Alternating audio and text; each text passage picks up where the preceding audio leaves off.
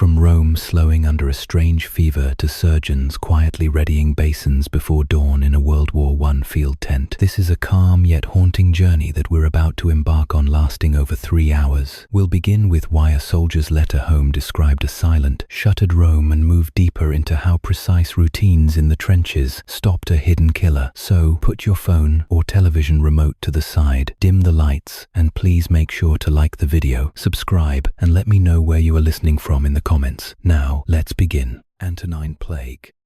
In the year 165 of the Common Era, as winter settled over the Roman frontier, a soldier named Marcus Flavius pressed his stylus to wax tablet in the flickering light of his oil lamp. His hands trembled slightly as he formed the letters, not from cold, but from the fever that had been creeping through the camps like morning mist across the Danube. "Dearest Livia," he wrote to his wife in distant Gaul, "the baths here stand empty now, their waters still and dark. The markets that once rang with the voices of traders from every corner of the empire have fallen silent. Even the brothels have shuttered their doors.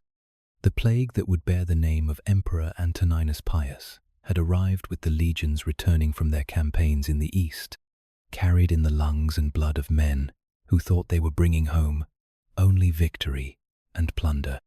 Modern scholars believe it was most likely smallpox, though some argue for measles, diseases that had long ravaged the dense populations of Mesopotamia and beyond, but which found virgin territory in the bodies of Romans who had never encountered such pathogens. The symptoms began gently, almost kindly. A slight fever, perhaps, the kind that might signal nothing more than a chill caught while standing watch. Then came the telltale rash, spreading across skin like spilled wine on marble, and with it, the slow realization that this was something Rome had never seen before. The physicians, trained in the 4 humors and bloodletting, found their ancient remedies powerless against this Eastern visitor. Marcus Aurelius, the philosopher emperor, watched his empire transform from his palace windows. The streets of Rome itself grew quieter with each passing month. The usual cacophony of cartwheels on stone, the shouts of vendors hawking everything from Syrian silk to Gallic cheese, the endless chatter of citizens conducting their daily business, all of it muted now, as if someone had drawn a heavy curtain across the world. In the working-class neighborhoods, entire apartment blocks fell silent. The insulae, those towering tenements that housed Rome's masses, became monuments to absence. Landlords found themselves collecting rent from the dead, while the living huddled behind doors marked with whatever charms they hoped might turn aside the invisible destroyer stalking their hallways. The wealthy retreated to their villas, surrounding themselves with perfumed air and burning herbs that filled their gardens with aromatic smoke. They believed, perhaps rightly, that pleasant odors might ward off the corruption they were certain carried the disease. The poor, lacking such luxuries, made do with whatever they could find: rags soaked in vinegar, amulets blessed by priests of a dozen different gods, the bitter smoke of burning rue and wormwood. Religious responses varied as wildly as the empire's many peoples. Traditional Romans made offerings to Asclepius, the Greek god of healing whom they had long since adopted as their own. Others turned to newer deities: Mithras, popular among the soldiers, or the increasingly visible Christian communities with their strange message of salvation through suffering. The Christian Bishop of Rome, writing years later, would describe how his community had organized care for the sick when others fled. They moved through the disease-racked neighborhoods like ghosts, bringing water to the feverish and bread to families too weak to work. Many of these caregivers died, but their deaths were different somehow. Witnessed, mourned, given meaning within their framework of divine purpose. Trade, the lifeblood of empire, slowed to a trickle. Ships that would normally arrive daily from Egypt, laden with grain, sat anchored in the Tiber's mouth, their crews either dead or too few to work the heavy cargo. The great amphitheaters, where Romans had always gathered to forget their troubles in spectacles of blood and sand, stood empty. Even the gladiator schools found themselves short of both fighters and audiences. In the countryside, Where most Romans lived, the plague moved more slowly, but no less thoroughly. Farming communities that had fed the cities for generations found themselves unable to bring in harvests. The careful routines of agricultural life, the seasonal movements of shepherds, the timing of markets, the ancient rhythms that had sustained Mediterranean civilization for a millennium, all disrupted by an enemy that couldn't be fought with sword or siege engine. The emperor himself, writing in his Meditations during these dark years, seemed to find in the plague a confirmation of his Stoic philosophy. "Loss is nothing else but change," he wrote, "and change is nature's delight." Yet even philosophical detachment couldn't entirely mask the strain. Letters from provincial governors told of cities losing a third of their populations, of entire legions rendered unfit for service, of tax revenues collapsing as those who survived the disease struggled to maintain the work of the dead. By the time the plague had run its course, sometime around 180 CE, though it flickered on in isolated outbreaks for years afterward, Rome was a different place. The easy confidence of the high empire, the sense that Roman civilization represented the culmination of human achievement, had been shaken. The dead, according to various estimates, numbered in the millions. Some historians suggest that 5 million people died across the empire, though exact figures remain as elusive as the disease itself once was. Marcus Flavius, if he survived to complete his letter home, would have found a world where empty spaces had become part of the urban landscape, where the sound of funeral pyres burning had become as familiar as the morning call of roosters, where mask-wearing, not the theatrical masks of the stage, but simple cloth coverings soaked in perfumed oils, had become as common as wearing a toga. The empire would recover, as empires do. New people would fill the empty spaces, new trade routes would develop, new military units would form. But something had changed in the Roman imagination. A crack in the certainty that their civilization would last forever. The plague had been Rome's first lesson in how quickly the world could transform, how fragile even the mightiest human institutions could prove when faced with enemies they had never imagined existed.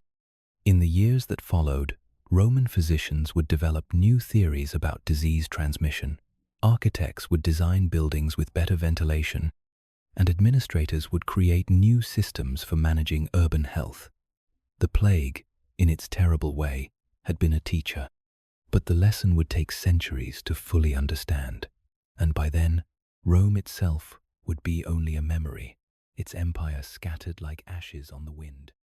Plague of Cyprian. In the middle years of the 3rd century, when the Roman Empire was already showing the first deep cracks that would eventually split it apart, another plague arrived to test the resilience of a world grown used to crisis. The year was 249, and in the North African city of Carthage, a bishop named Cyprian sat at his wooden desk, documenting symptoms that would soon become terrifyingly familiar across the Mediterranean world. "The bowels are shaken with a continual vomiting," he wrote by the light of an oil lamp that cast dancing shadows on the walls of his modest study. "The eyes are on fire with the injected blood. The feet or some other parts of the limbs are taken off by the contagion of diseased putrefaction." Cyprian was a man of education and precision, trained in rhetoric before his conversion to Christianity, and his clinical descriptions would become some of our most detailed accounts of what historians now call the Plague of Cyprian. Unlike the Antonine plague a century earlier, this new disease seemed to strike with both greater speed and different symptoms.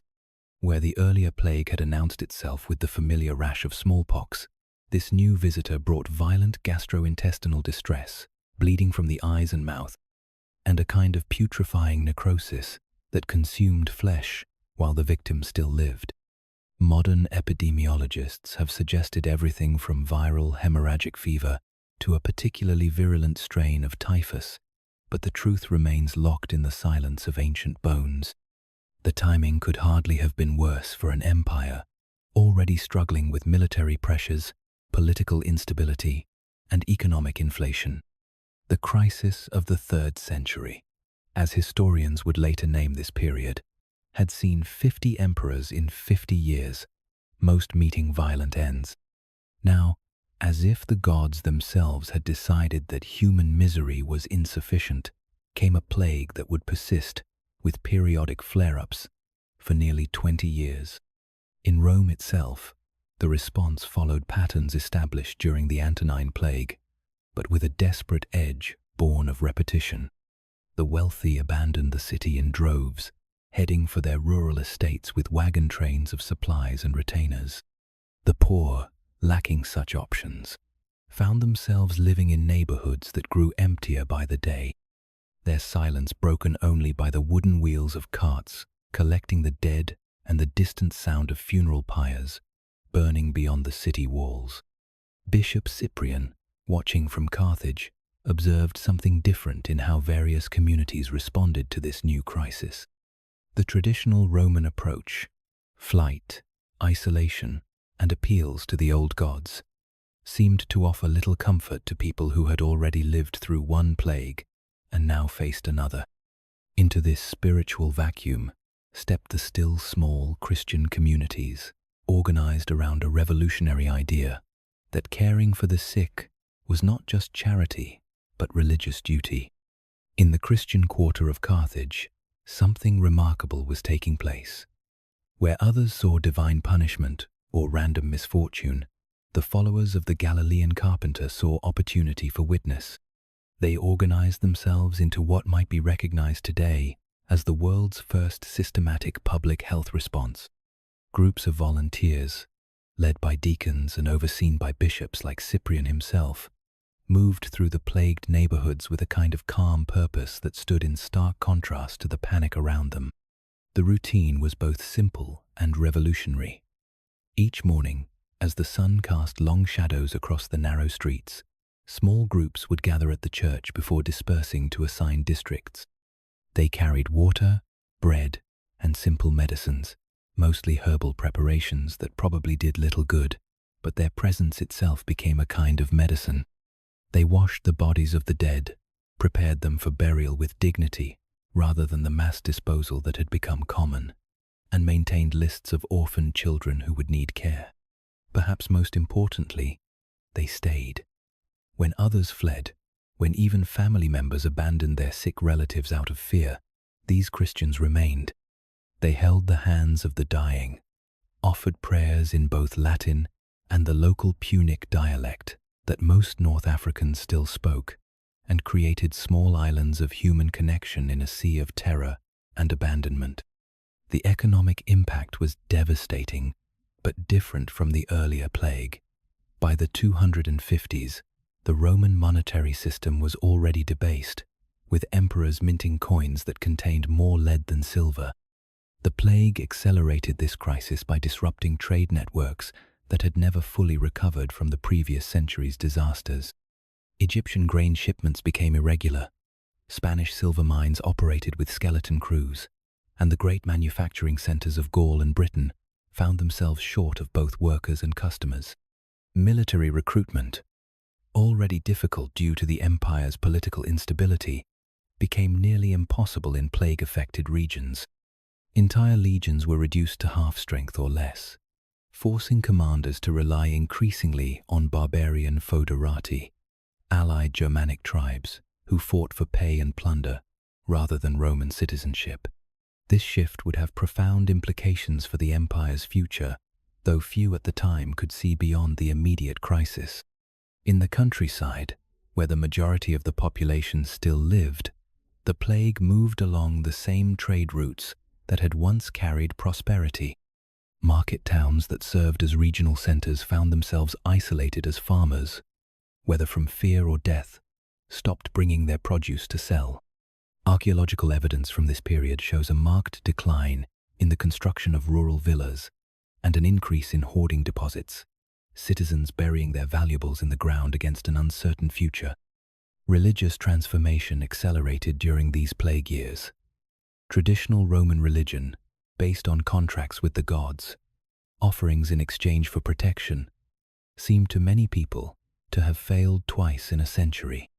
The old gods, despite centuries of faithful worship and expensive sacrifices, had proven unable to protect their worshippers from invisible enemies that struck without regard for piety or social status.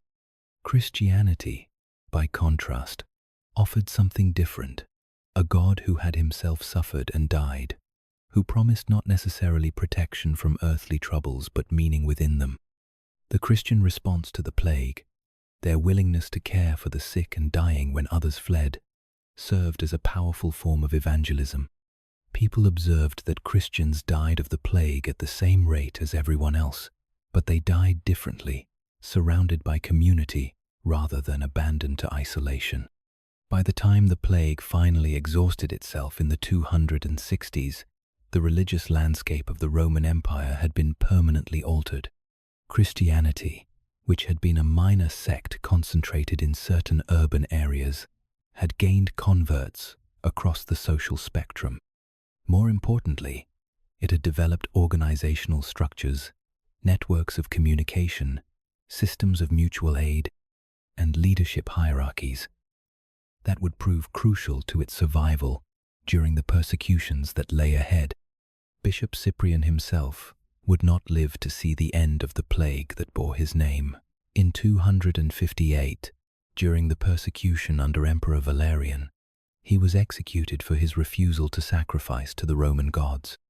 But his writings survived, providing not just medical descriptions of the plague, but a theological framework for understanding suffering that would influence Christian thought for centuries. The plague of Cyprian marked a turning point, not just in the history of disease, but in the history of human organization. It demonstrated that communities bound together by shared belief, rather than shared territory, could respond to crises in ways that traditional civic structures could not. The soup kitchens and burial societies organized by Christian communities during the plague years would become models for the charitable institutions that would eventually become hospitals, orphanages, and schools. As the 3rd century drew to a close, the Roman Empire had survived its second major pandemic in less than a century. But survival had come at a cost that went beyond mere numbers of dead. The easy confidence of the high empire was gone, replaced by a harder wisdom about the fragility of human institutions and the need for new forms of community in an uncertain world. Justinianic plague. The docks of Constantinople lay shrouded in the grey mist of dawn as Theophanes, the grain inspector, made his way along the quays of the Golden Horn. It was the spring of 541, and something was wrong with the ships. They arrived, as always, from the fertile fields of Egypt, their holds packed with the wheat that fed the greatest city in the Christian world. But they came too quietly. Where he should have heard the shouts of stevedores and the creak of winches, there was only the gentle lapping of water against wooden hulls and the occasional cry of a gull. As Theophanes approached the first vessel, a massive grain ship from Alexandria that should have been bustling with activity, he found instead a scene of eerie stillness. The crew that remained on deck moved slowly, if at all, and several bodies lay covered with sailcloth near the stern. The captain, a weather-beaten Egyptian named Cosmas, met him at the gangplank with hollow eyes and a voice barely above a whisper. "Inspector," Cosmas said, his Greek heavily accented but precise. "We lost 12 men on the voyage. The rest—" He gestured helplessly toward the covered forms. "Whatever this sickness is, it moves faster than the wind." This was how the great plague of Justinian's time announced itself to the capital of the Eastern Roman Empire, not with fanfare or obvious drama, but with a slowly spreading silence that crept through the city like fog rolling in from the Bosphorus. Within weeks, that silence would deepen into something approaching a whisper, as Constantinople, the new Rome that Emperor Constantine had built to last 1,000 years, found itself holding its breath. The disease itself was a destroyer, unlike anything the Mediterranean world had seen since the plagues of the previous centuries. Yet it was also strangely familiar. Modern scientists would eventually identify it as Yersinia pestis, the same bacterium that would later devastate medieval Europe as the Black Death. But in 541, it was simply the latest in a series of invisible enemies that seemed to visit the empire whenever it grew too confident in its own permanence. Procopius of Caesarea, the great historian who chronicled Justinian's wars and building projects, also left us the most detailed contemporary account of the plague's arrival and spread. Writing with the clinical precision of a trained lawyer, he described how the disease seemed to follow the same trade routes that brought prosperity to the empire. It had begun, he wrote, in the grain-producing regions of Egypt, moved through the trading centers of Palestine and Syria, and then followed the sea lanes to Constantinople itself.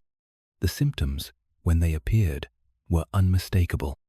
Victims developed sudden fevers, accompanied by painful swellings in the groin, armpits, and neck, buboes that could grow to the size of apples and turn black with necrotic tissue. Some sufferers fell into delirium, wandering the streets in confusion before collapsing.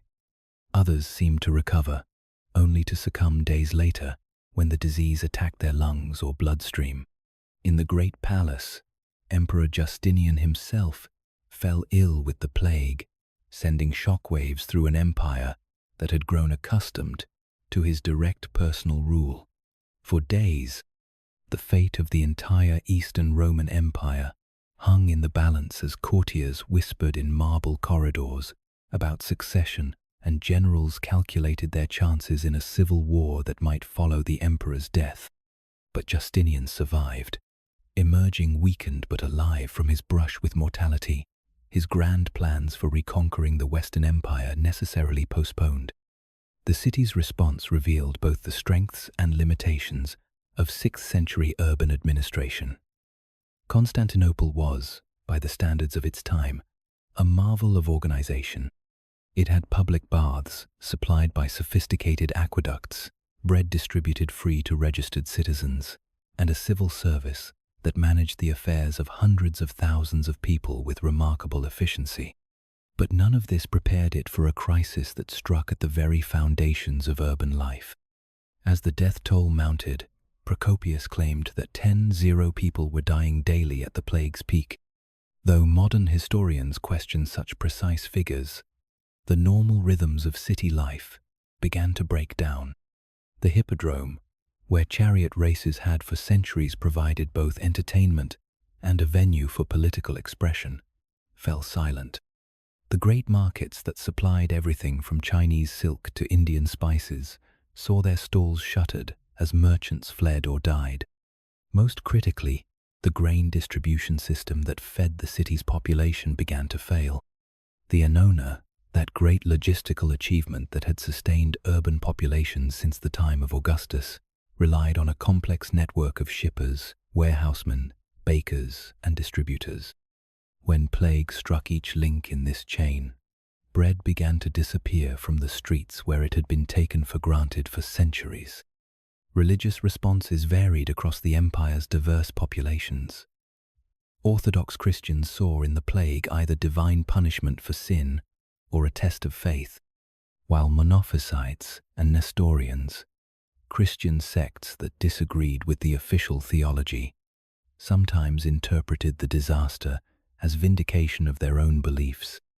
Pagans, though by now a minority, quietly suggested that the abandonment of the old gods had brought down celestial wrath. The economic impact extended far beyond Constantinople itself. The plague followed the same networks that carried Byzantine gold to India, Chinese silk to Europe, and African ivory to imperial workshops. As these networks collapsed or contracted, the prosperity that had funded Justinian's ambitious building projects and military campaigns evaporated. The great church of Hagia Sophia, completed just 4 years before the plague's arrival, stood as a magnificent monument to an empire that suddenly found itself struggling for survival. In the countryside, where most of the empire's population lived, the plague moved more slowly, but with equal devastation. Archaeological evidence from this period shows abandoned villages across Anatolia, the Balkans, and the Levant, places where life had continued uninterrupted since Roman times, but which now simply ceased to exist. Tax records from the period where they survive show dramatic population declines that would take generations to recover. The plague's impact on the empire's military capabilities was perhaps most crucial for its long-term survival. Justinian's armies, which had been in the process of reconquering Italy from the Ostrogoths and North Africa from the Vandals, found themselves unable to maintain their advances. Entire regiments were decimated by disease, forcing commanders to rely increasingly on barbarian allies whose loyalty was measured in gold rather than patriotism. Scholarly and intellectual life, centered in Constantinople's universities and libraries, also suffered severe disruption.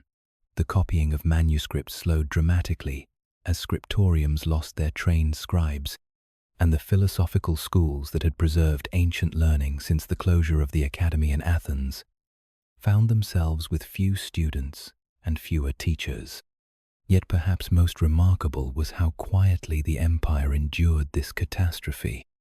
Unlike the dramatic political collapses that had marked earlier crises, the Justinianic plague was met with a kind of stoic endurance that spoke to the deep institutional strength of Byzantine civilization. The bureaucracy continued to function, albeit at reduced capacity. The church maintained its services and charitable works. The army, though weakened, held the frontiers against barbarian pressure. By the time the initial wave of plague had run its course in the late 540s, the Eastern Roman Empire had been fundamentally transformed. Population estimates suggest that perhaps 40% of the empire's inhabitants had died, making this one of the most severe demographic catastrophes in recorded history. The dreams of universal empire that had driven Justinian's early reign were abandoned, replaced by a more modest focus on survival and consolidation. The plague would return periodically over the next 2 centuries, each outbreak finding a population that had barely recovered from the last. But Byzantium endured, adapting to a world where grand imperial ambitions had given way to the quieter virtues of persistence and continuity. The empire that emerged from the plague years was smaller, more compact, and more defensible, perhaps less glorious than Justinian's vision, but also more realistic about the limits of human power, in a world where invisible enemies could strike without warning. In the end, the Justinianic plague marked the true end of the ancient world and the beginning of something new, a medieval synthesis that would endure for another 1,000 years. It was a transformation accomplished not through the clash of armies or the proclamation of new laws, but through the simple passage of a microscopic organism that recognized no borders, respected no authority, and reduced the mightiest empire on earth to the fundamental human activities of survival and mutual care. The Black Death. The pilgrim approached the town of Tournai as evening shadows stretched long across the Flemish countryside, his walking stick tapping a steady rhythm against the cobblestones that led to the city gates. It was autumn in the year 1347, and Brother Anselm had been walking for 3 days from Calais, carrying news that grew more troubling with each mile. The merchant ships he had seen in the harbour there told stories of a great mortality sweeping westward from the lands beyond the sea, a sickness that had already emptied cities from Kaffa to Constantinople and was now following the trade. Routes that connected the known world. As he approached Tournai's walls, Anselm noticed an unusual quiet in the fields around the city, where he should have seen farmers bringing in the last of the harvest, herders driving their cattle to evening pasture, and the normal bustle of people finishing their daily work. There was instead an emptiness that felt almost unnatural. Even the dogs seemed subdued, as if sensing something in the air that human noses could not detect. At the gates, the watchman who examined his pilgrim's credentials moved with uncommon haste, barely glancing at the documents before waving him through. "Best find lodging quickly, brother," the man advised, his voice muffled by a cloth wrapped around his nose and mouth. "The pest house beyond Saint-Martin's is filling faster than we can dig graves, and they say the sickness has reached as far as Paris." This was how the great mortality that history would remember as the Black Death announced itself to Western Europe, not with the dramatic suddenness of an earthquake or the obvious terror of an invading army, but with a gradual spreading silence that crept across the continent like winter approaching from the east. Within months, that silence would deepen into something approaching a whisper, as communities that had thrived for centuries found themselves marking time not by the ringing of church bells calling people to work and prayer, but by the tolling of funeral knells that seemed never to cease. The disease itself had traveled a path that mirrored the great trade networks of the medieval world. From its probable origins in the steppes of Central Asia, where it lived harmlessly in the burrows of marmots and other rodents, Yersinia pestis had found new hosts in the black rats that infested merchant vessels and caravans. The same ships that carried Chinese silk, Indian spices, and Byzantine gold also carried the fleas that would transform a local ecological phenomenon into a global catastrophe. The first European outbreak had occurred in Caffa, a Genoese trading colony on the Black Sea, where Italian merchants found themselves besieged, not only by Mongol armies, but by a disease that was killing attackers and defenders alike. The survivors who fled westward in their galleys carried with them more than just the wealth of the Orient. They carried the seeds of Europe's greatest demographic disaster. In the villages and towns of France, where Brother Anselm now found himself, the plague revealed the intricate connections that bound medieval society together and the terrible fragility that lay beneath its apparent stability. The manor of Saint-Denis en France, which had supported the same families for generations, saw its population fall from 400 to fewer than 100 in the space of a single harvest season. The great Cathedral of Notre Dame in Paris, which had taken nearly 2 centuries to build, witnessed more burials in 6 months than it had seen in the previous 6 years. Yet perhaps most remarkable was how differently various communities responded to this unprecedented crisis. In some places, the approach to the plague was practical and organized. The Italian city-states, with their traditions of civic government and commercial calculation, quickly implemented quarantine measures. Venice established the world's first formal quarantine station on an island in its lagoon, where suspect ships and their crews were required to wait for 40 days, 40 giorni, from which we get our word quarantine, before being allowed to enter the city proper.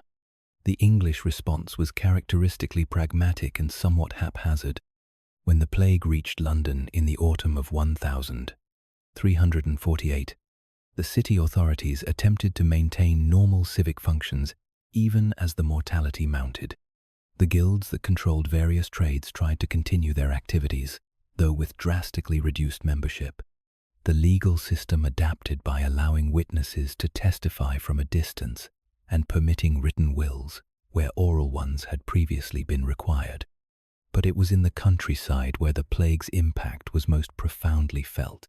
The three-field system of agriculture that had sustained European populations since Charlemagne's time depended on careful coordination between numerous small farmers, each contributing labor at crucial moments in the agricultural cycle. When the plague struck a village, it didn't just kill individuals, it destroyed the delicate web of reciprocal obligations that made rural life possible. The manor rolls from this period, where they survive, tell stories of sudden absence that speak more powerfully than any chronicle. In the village of Halesowen, in the English Midlands, the court records show a steady progression from normal business. Disputes over land boundaries, fines for letting pigs wander into neighbors' grain fields, arrangements for marriage contracts, to desperate attempts to maintain basic social functions with too few people to fill necessary roles. Religious responses varied dramatically across different regions and social classes. In some places, the plague inspired intense devotional activity.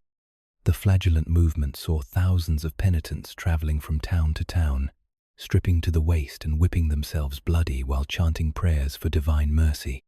These processions, meant to appease God's wrath, often had the practical effect of spreading the disease more rapidly as crowds gathered to witness the spectacle.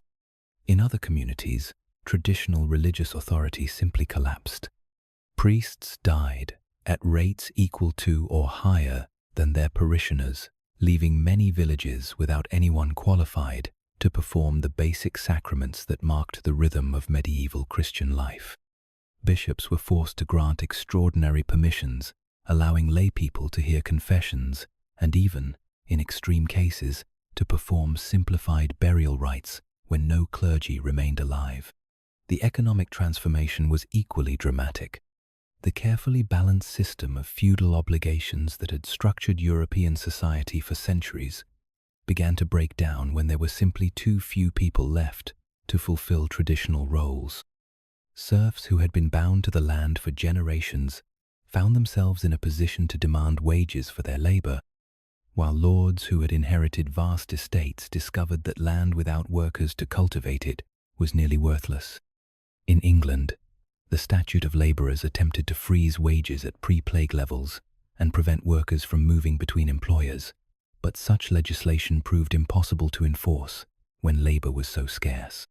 In France, similar attempts to maintain the old order met with varying degrees of success, but the fundamental relationship between lord and peasant had been permanently altered.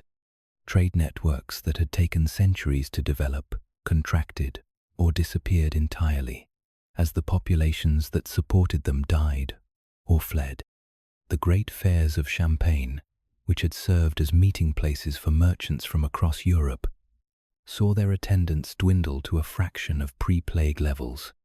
The Hanseatic League, that powerful confederation of trading cities around the Baltic Sea, found many of its member cities struggling simply to maintain basic port facilities. Perhaps most poignantly, the plague disrupted the transmission of knowledge and skill that was the foundation of medieval civilization. Master craftsmen died before they could fully train their apprentices, leaving techniques and knowledge that had been passed down through generations to disappear entirely. Monastic scriptoriums that had preserved and copied classical texts for centuries found themselves with too few trained scribes to continue their work. Yet amid all this destruction, there were also signs of remarkable resilience and adaptation. The University of Paris, though it lost many of its masters and students, continued to function and even attracted new scholars who saw opportunity in the reduced competition. The wool trade between England and Flanders, though disrupted, resumed within a few years as survivors reorganized around new partnerships and trading relationships. Agricultural techniques also evolved in response to labor shortages. Farmers began to experiment with crop rotations that required less intensive cultivation, and landowners invested in improvements like windmills and watermills that could replace human labor. The heavy plow, which had been slowly spreading across northern Europe, became more widely adopted as communities looked for ways to increase productivity with fewer workers. By the time the initial wave of plague had exhausted itself in the early 1350s, Europe had been fundamentally transformed. Population estimates suggest that between 1/3 and 1/2 of the continent's inhabitants had died, making this the most severe demographic catastrophe in European history. Entire villages had been abandoned, their houses left to decay, and their fields to return to forest. But perhaps more importantly, the plague had shattered the medieval world's assumptions about stability and permanence. The careful hierarchies of feudal society, the assumption that change came slowly and tradition provided security, the belief that God protected the faithful, all of these certainties had been tested and found wanting. What emerged from the plague years was a more dynamic, more mobile, and ultimately more modern society, one that was better adapted to a world where change could come without warning and survival, depended more on adaptability than on adherence to traditional roles. The Black Death marked not just the end of the High Middle Ages, but the beginning of a new chapter in European history, one in which individual initiative counted for more than inherited status, where economic relationships were increasingly based on monetary exchange rather than feudal obligation, and where people had learned to live with the knowledge that their world could be transformed overnight by forces entirely beyond their control. Pneumonic and septicemic plague. In the bitter winter of 1910, as snow fell steadily over the industrial city of Harbin in Manchuria, a railway worker named Chen Wei-ming made his way through the narrow alleys of the Chinese Quarter. A heavy wool scarf wrapped tightly around his nose and mouth. The temperature had dropped to 30 degrees below zero, and the smoke from countless chimneys hung in the still air like a grey shroud over the city. Chen carried with him a small pot of burning charcoal, not for warmth, but for the aromatic herbs his grandmother had taught him to burn against bad air: wormwood, anise, and dried orange peel that filled his small room with protective fragrance. But Chen's precautions, rooted in centuries of folk wisdom about disease and its prevention, were inadequate against the particular horror that was stalking Harbin that winter.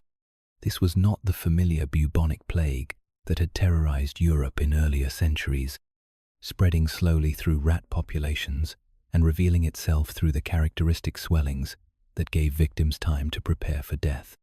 This new variant moved through the air itself, passing from person to person with each breath, each cough, each whispered conversation in the crowded tenements where railway workers and fur traders lived packed together against the Manchurian cold.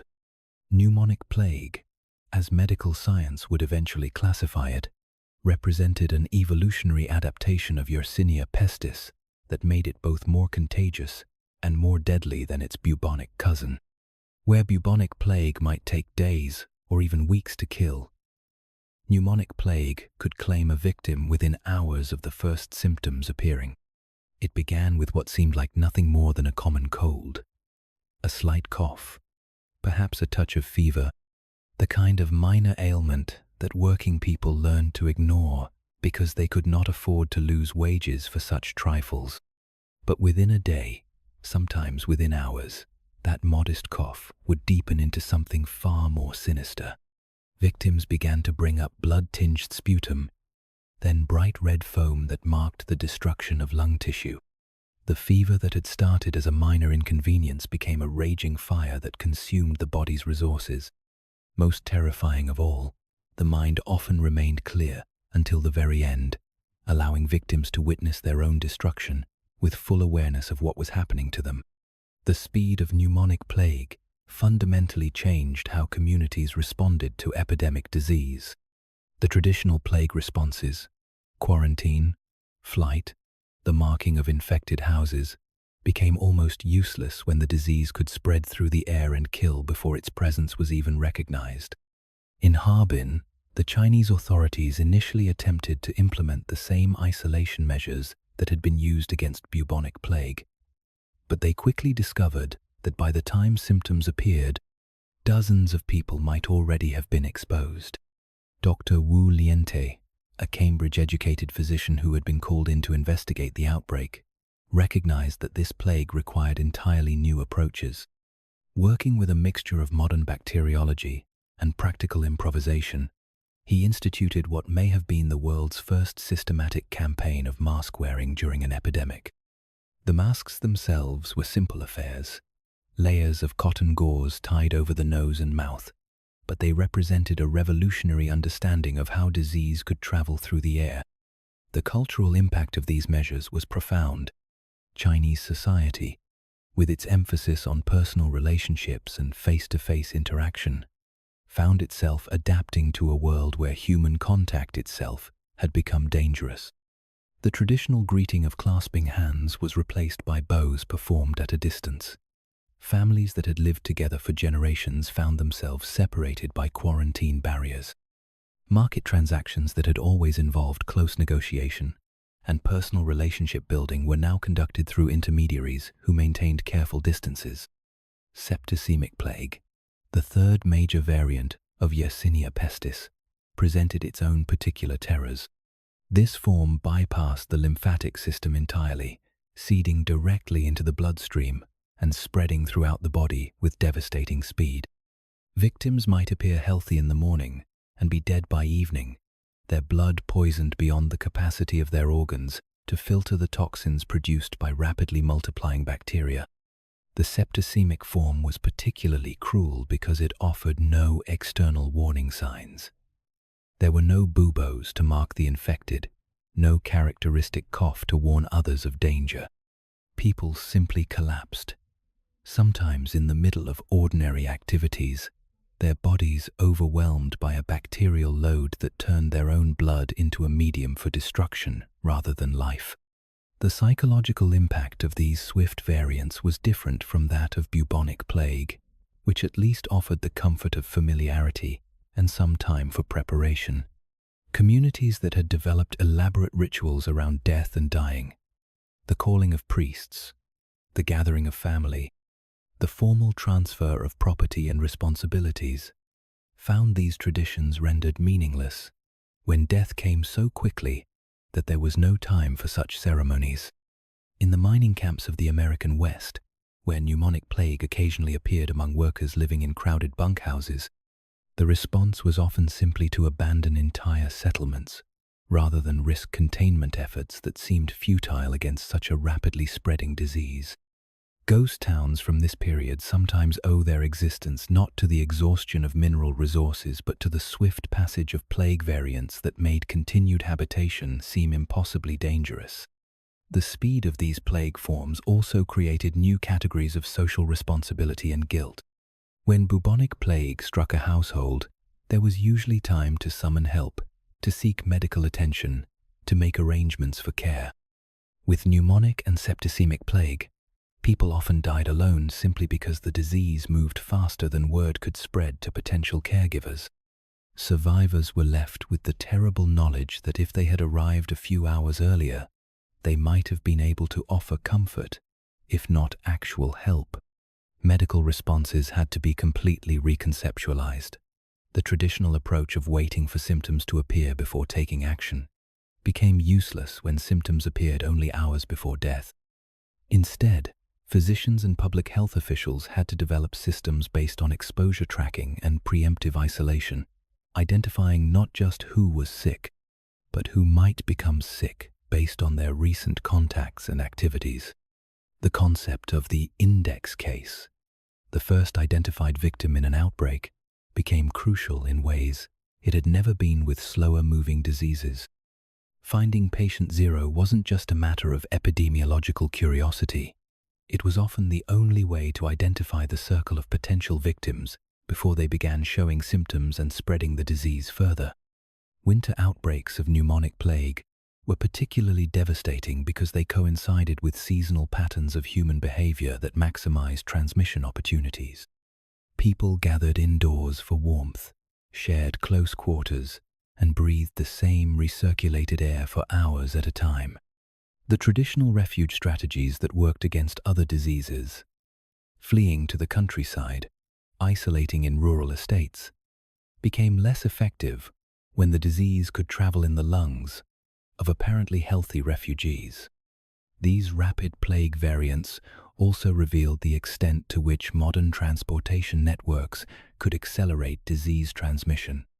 The Trans-Siberian Railway, which had been built to unite the Russian Empire and facilitate trade with Asia, became a vector for spreading pneumonic plague across thousands of miles in a matter of weeks. Railway cars, with their closed environments and constantly changing passenger lists, created ideal conditions for airborne transmission. The Harbin outbreak was eventually contained through a combination of traditional quarantine measures and new innovations in personal protection, but not before it had demonstrated how quickly familiar diseases could evolve into new and more dangerous forms. Dr.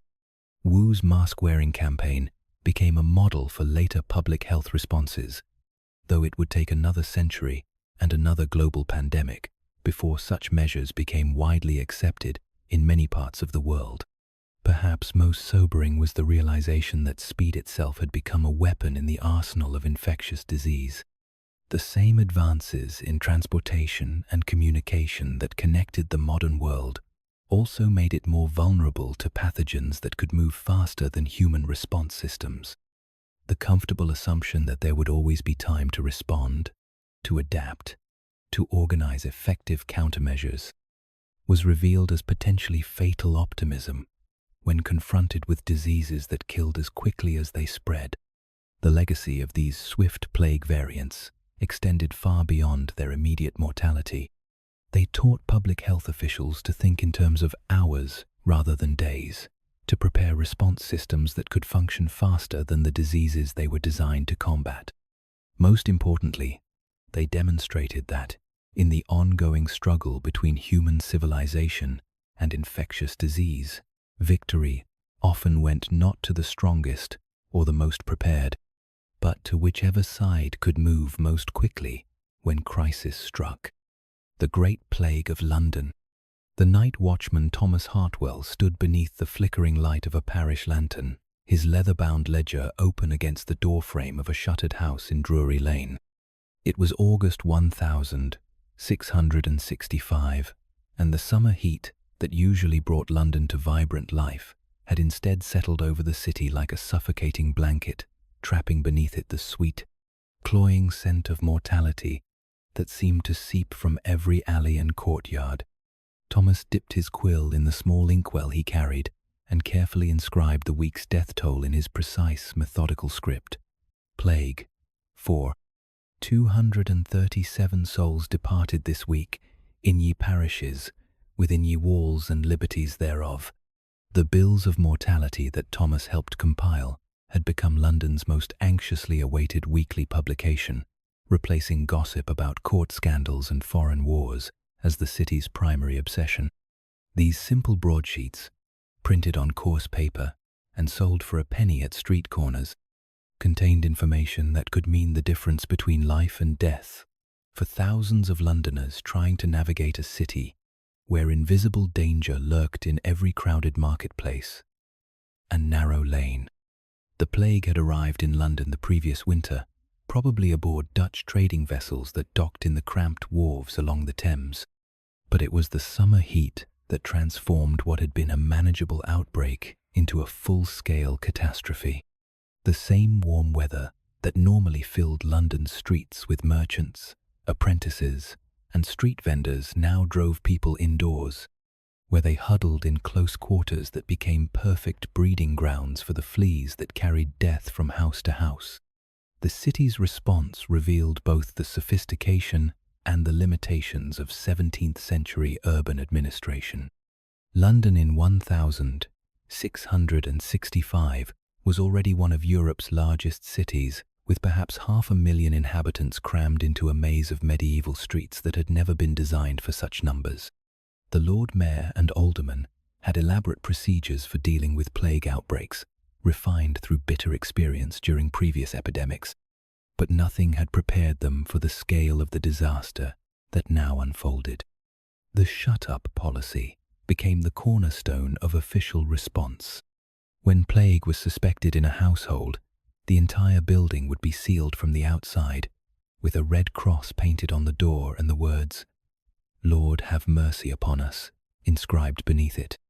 The inhabitants, sick and healthy alike, were forbidden to leave for 40 days, their only contact with the outside world through a watchman posted at their door. This system created its own economy of survival and exploitation. Watchmen like Thomas Hartwell, paid a modest wage by the parish to maintain these deadly vigils, often supplemented their income by carrying messages, delivering food, or arranging for the removal of goods from quarantined houses. The searchers, usually elderly women appointed to examine the dead and determine causes of death, wielded enormous power in a system where being diagnosed with plague could mean the death sentence of household confinement.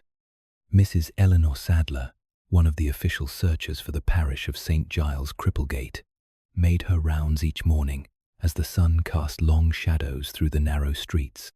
Carrying a white rod to identify her office and a small bag of aromatic herbs to ward off infection, she moved through a city that seemed to exist in multiple layers of time.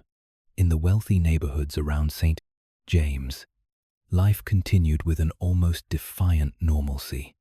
Shops remained open, carriages clattered over cobblestones, and well-dressed citizens conducted their business with elaborate precautions, but no fundamental change in routine. But in the crowded parishes beyond the city walls, where poor labourers, sailors, and craftsmen lived packed into tenements and cellars, entire streets had fallen silent. Mrs.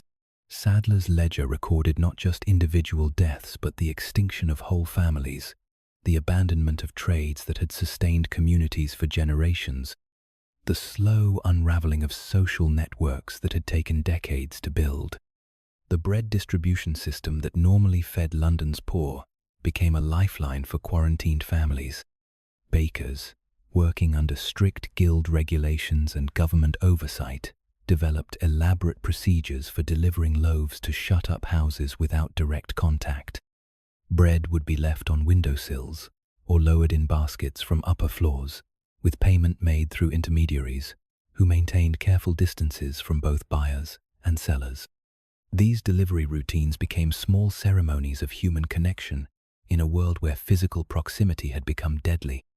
A baker's apprentice might spend several minutes each morning arranging a family's daily bread just so on their windowsill, perhaps adding a small sweet cake for children he would never see, but whose voices he could hear through shuttered windows. Such gestures, tiny as they were, helped maintain the illusion that normal life continued even in houses marked for death. The flight of London's wealthy to their country estates was so massive and so sudden that entire neighbourhoods seemed to empty overnight. The Inns of Court, normally bustling with lawyers and law students, stood nearly vacant. The Royal Exchange, where merchants from across Europe normally conducted business worth thousands of pounds daily, saw its trading floor reduced to a handful of dealers handling only the most essential commodities. King Charles II and his court had fled to Oxford early in the epidemic, leaving the city to be governed by those who lacked the resources to escape. This created an unusual situation where London's day-to-day administration fell largely to members of the emerging middle class, substantial citizens who owned property and businesses but lacked the mobility of the boss aristocracy. Their response was remarkably practical and effective, demonstrating administrative capabilities that would serve England well in the political upheavals to come. Religious responses varied dramatically across different parishes and social classes. Anglican clergymen, bound by their livings to remain with their flocks, conducted funerals and provided last rites throughout the epidemic, though many paid with their lives for their pastoral dedication.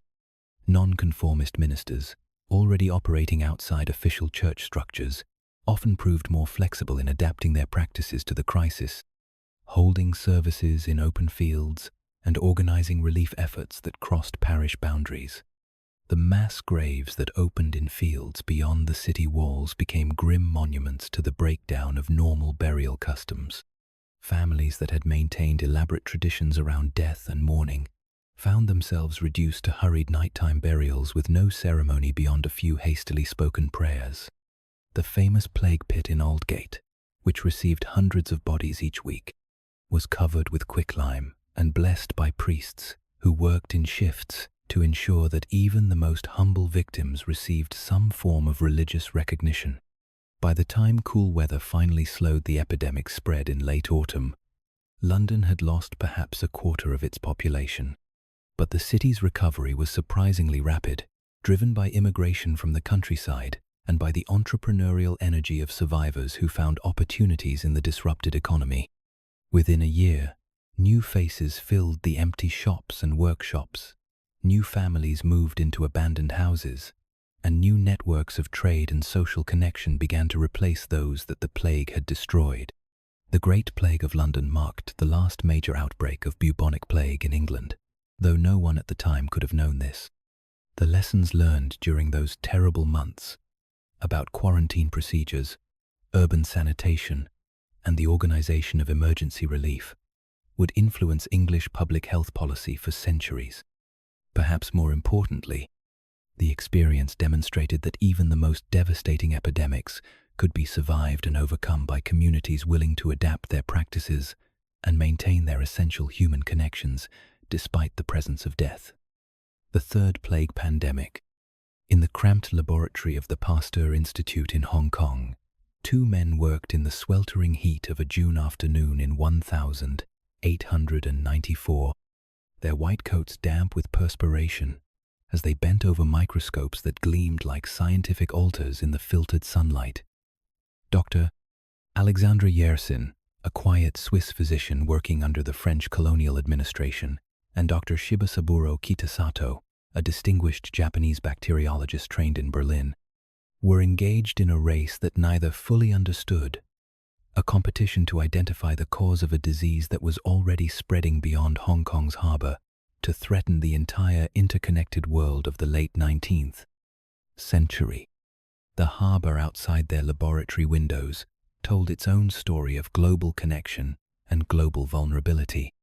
Steamships from Liverpool shared anchorage with Chinese junks, while cargo vessels from Bombay unloaded beside smaller craft from Singapore and Manila.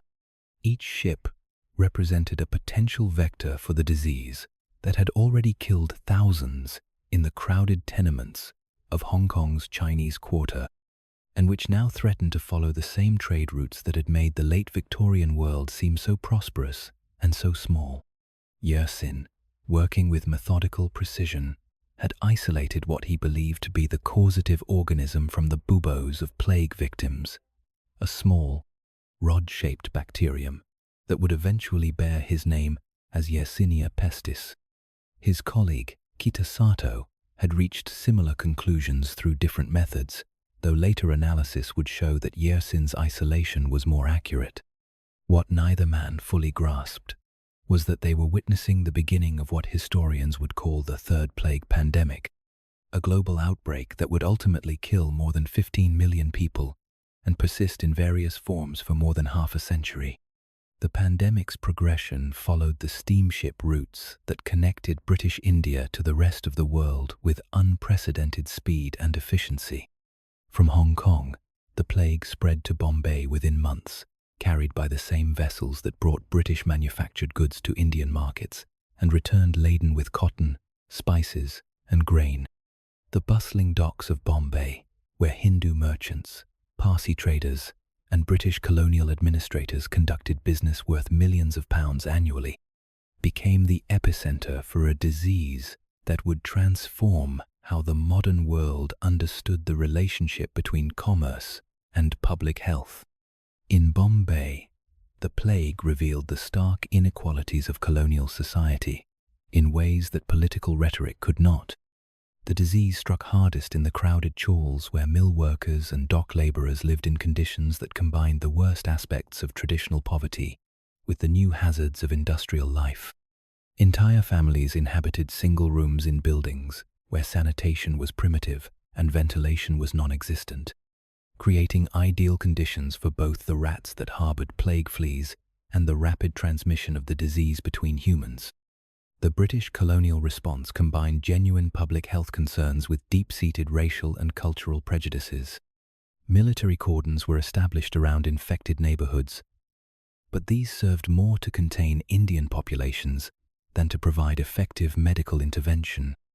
The burning of entire slums, justified as sanitary measures, often destroyed the only shelter available to Bombay's poorest residents without providing alternatives or compensation. Dr. Waldemar Hafkin, a Russian Jewish bacteriologist working in British India, developed the first plague vaccine in his laboratory in Bombay, using himself as the first test subject in a dramatic demonstration of scientific courage. His vaccine, though crude by later standards, provided significant protection and marked the beginning of a more systematic approach to plague prevention. The distribution of this vaccine, however, reflected colonial hierarchies, with British officials and troops receiving priority over Indian civilians. The plague spread to port cities across the Indian Ocean, revealed the extent to which late Victorian globalization had created a single interconnected disease environment. Calcutta, Karachi, and Rangoon all experienced major outbreaks within months of the Bombay epidemic, as the normal flow of trade carried infected rats and fleas along established shipping routes. The same telegraph cables that allowed merchants to coordinate business across thousands of miles also carried increasingly desperate reports of mortality that threatened to disrupt the commercial networks that sustained the British Empire. In San Francisco, the plague's arrival in 1900 created a public health crisis that was also a racial and political confrontation. The disease first appeared in Chinatown, leading to the quarantine of the entire neighborhood and restrictions on Chinese residents that had more to do with existing prejudices than with effective disease control. The Chinese Consolidated Benevolent Association challenged these measures in federal court, leading to one of the first legal battles over the intersection of public health policy and civil rights in American history. The scientific understanding of plague transmission underwent revolutionary changes during this pandemic. The identification of rat fleas as the primary vector explained why the disease followed certain patterns and why traditional quarantine measures were often ineffective. This discovery led to massive rat eradication campaigns in cities around the world, as public health officials realized that controlling the disease required attacking its ecological reservoir rather than simply isolating human victims. In Sydney, Australia, the plague arrived in 1900 aboard ships from India, leading to a systematic campaign of rat destruction that involved the entire urban population. The government offered bounties for dead rats, leading to the collection of hundreds of thousands of rodent carcasses that were burned in enormous pyres outside the city. Children organized rat hunting expeditions with the enthusiasm they normally reserved for games, while adults formed neighborhood committees to coordinate the sealing of buildings and the elimination of food sources that supported rat populations. The economic impact of the pandemic extended far beyond immediate mortality. International trade routes that had operated smoothly for decades were disrupted by quarantine requirements and fears of infection. Insurance rates for cargo shipments increased dramatically, while port cities invested enormous sums in rat-proofing warehouses and installing plague inspection procedures that slowed but did not stop the flow of goods. Coffee exports from Brazil, cotton shipments from India, and silk deliveries from China all faced new restrictions and inspections that added weeks to shipping times and thousands of pounds to transportation costs. The London commodity exchanges, which had become accustomed to regular deliveries and predictable prices, found themselves dealing with shortages and price fluctuations that reflected the global disruption caused by a microscopic organism that most traders had never heard of. The development of plague prevention measures created new industries and new forms of international cooperation. The manufacture of rat-proof containers, the development of fumigation techniques, and the production of plague vaccines all became significant commercial enterprises. International health conferences, beginning with the Venice Sanitary Conference of 1897, established protocols for plague control that represented some of the first systematic attempts at global public health coordination. Perhaps most remarkably, the pandemic demonstrated how quickly scientific knowledge could be translated into practical public health measures when political will and economic necessity aligned. The identification of plague bacilli led within months to diagnostic tests that could be performed in field conditions. The understanding of flea transmission led to targeted insecticide campaigns that proved far more effective than the massive quarantines that had characterized earlier plague responses. The third plague pandemic officially ended in 1959, though isolated outbreaks continued in various parts of the world. Its legacy extended far beyond the immediate mortality it caused. The international health organizations established to coordinate plague control became models for later responses to global disease threats. The scientific understanding of vector-borne disease transmission revolutionized public health practice. Most importantly, the pandemic demonstrated that in an interconnected world, disease anywhere was potentially disease everywhere. A lesson that would prove increasingly relevant as global transportation networks continued to expand throughout the 20th century. Smallpox. In the royal palace at Versailles, on a December morning in 1774, when frost covered the formal gardens like powdered silver, a young woman named Madame de Polignac arranged fresh linens beside the bed where the future King Louis XVI lay recovering from variolation. The procedure, the deliberate infection with smallpox material from a mild case, had been controversial enough when applied to common citizens, but when performed on the heir to the throne of France, it represented a revolution in royal attitudes toward disease prevention that would have been unthinkable just a generation earlier. The prince, barely 20 years old, had submitted to the procedure, despite the protests of court physicians who considered it dangerously radical. His face, normally smooth and unmarked by the troubles that would later define his reign, now bore the characteristic pustules that marked his passage through a controlled version of the disease that had killed or disfigured millions of his subjects. Madame de Polignac, herself a survivor of childhood smallpox whose pocked skin was artfully concealed with white lead powder, watched over him with the particular tenderness of one who understood the gravity of what he was enduring.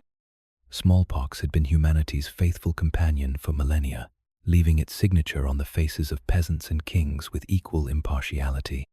The disease announced itself with a fever that seemed almost modest at first, accompanied by headaches and back pain that might suggest nothing more serious than seasonal illness. But within days, the characteristic rash would appear, first as small red spots that seemed almost decorative, then as raised bumps that grew larger and more prominent. Finally, as fluid-filled vesicles that would either heal into permanent scars or prove fatal as the victim's immune system failed to contain the viral assault. The variola virus recognized no human distinctions of rank, wealth, or virtue. It had killed pharaohs in ancient Egypt, decimated Roman legions, and toppled Aztec emperors with equal efficiency. In Europe, smallpox was so common that physicians spoke of it as one of the inevitable experiences of childhood, like learning to walk or speak.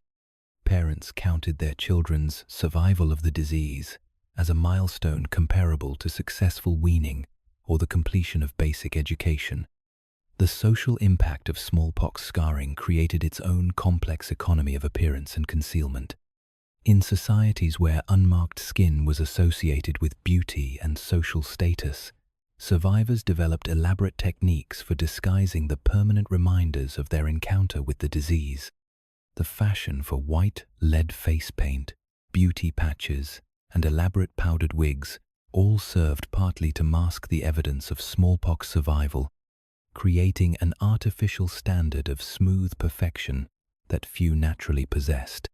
The disease's impact on royal succession and political stability was profound and often underestimated by historians focused on wars and diplomatic maneuvering.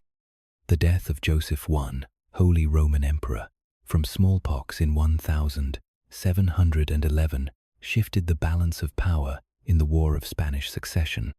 The survival of Catherine the Great after variolation helped consolidate her hold on the Russian throne.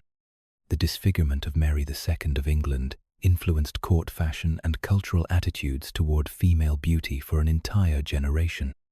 In the New World, smallpox proved to be a more effective conqueror than any European army. Indigenous populations, lacking centuries of exposure to Old World diseases, died in proportions that still stagger modern epidemiologists. The Aztec Empire, which had successfully resisted Spanish military pressure, collapsed within months when smallpox reached Tenochtitlan. The estimated 95% mortality rate among native populations represented one of the most severe demographic catastrophes in human history. The development of variolation, the practice of deliberately inducing mild smallpox through controlled infection, represented humanity's first systematic attempt to prevent epidemic disease through medical intervention. The technique, introduced to Europe from the Ottoman Empire through the efforts of Lady Mary Wortley Montagu, was based on the observation that people who survived even mild cases of smallpox were protected against future infection. Lady Mary herself had been scarred by smallpox as a young woman, an experience that motivated her lifelong interest in prevention methods. While serving as the wife of the British ambassador to Constantinople, she observed Turkish women performing variolation on their children as a routine practice. Her decision to have her own son variolated in Turkey, and later her daughter in London, created a scandal that eventually transformed European medical practice. The procedure itself was deceptively simple but required considerable skill and judgment. A skilled variolator would make small incisions in the patient's arm and introduce material from the pustules of someone suffering from a mild case of smallpox. The goal was to produce a localized infection that would stimulate immunity without causing the devastating systemic disease that characterized naturally acquired smallpox. Success rates varied dramatically depending on the skill of the practitioner and the quality of the infectious material used. The best variolators, often women who had learned the technique through apprenticeship rather than formal medical training, achieved mortality rates of less than 1%, far better than the 30% death rate associated with naturally acquired smallpox. But the procedure was not without risks, and failed variolations could produce cases as severe as any natural infection. The social resistance to variolation revealed deep-seated anxieties about medical intervention and divine will. Religious authorities questioned whether it was proper to deliberately induce a disease that they viewed as possibly sent by God for moral instruction. Medical conservatives argued that tampering with natural disease patterns violated the fundamental principles of healing. Parents struggled with the ethical dilemma of exposing healthy children to deliberate infection, even when statistics suggested it was safer than waiting for natural exposure. The development of vaccination by Edward Jenner represented a revolutionary advance over variolation.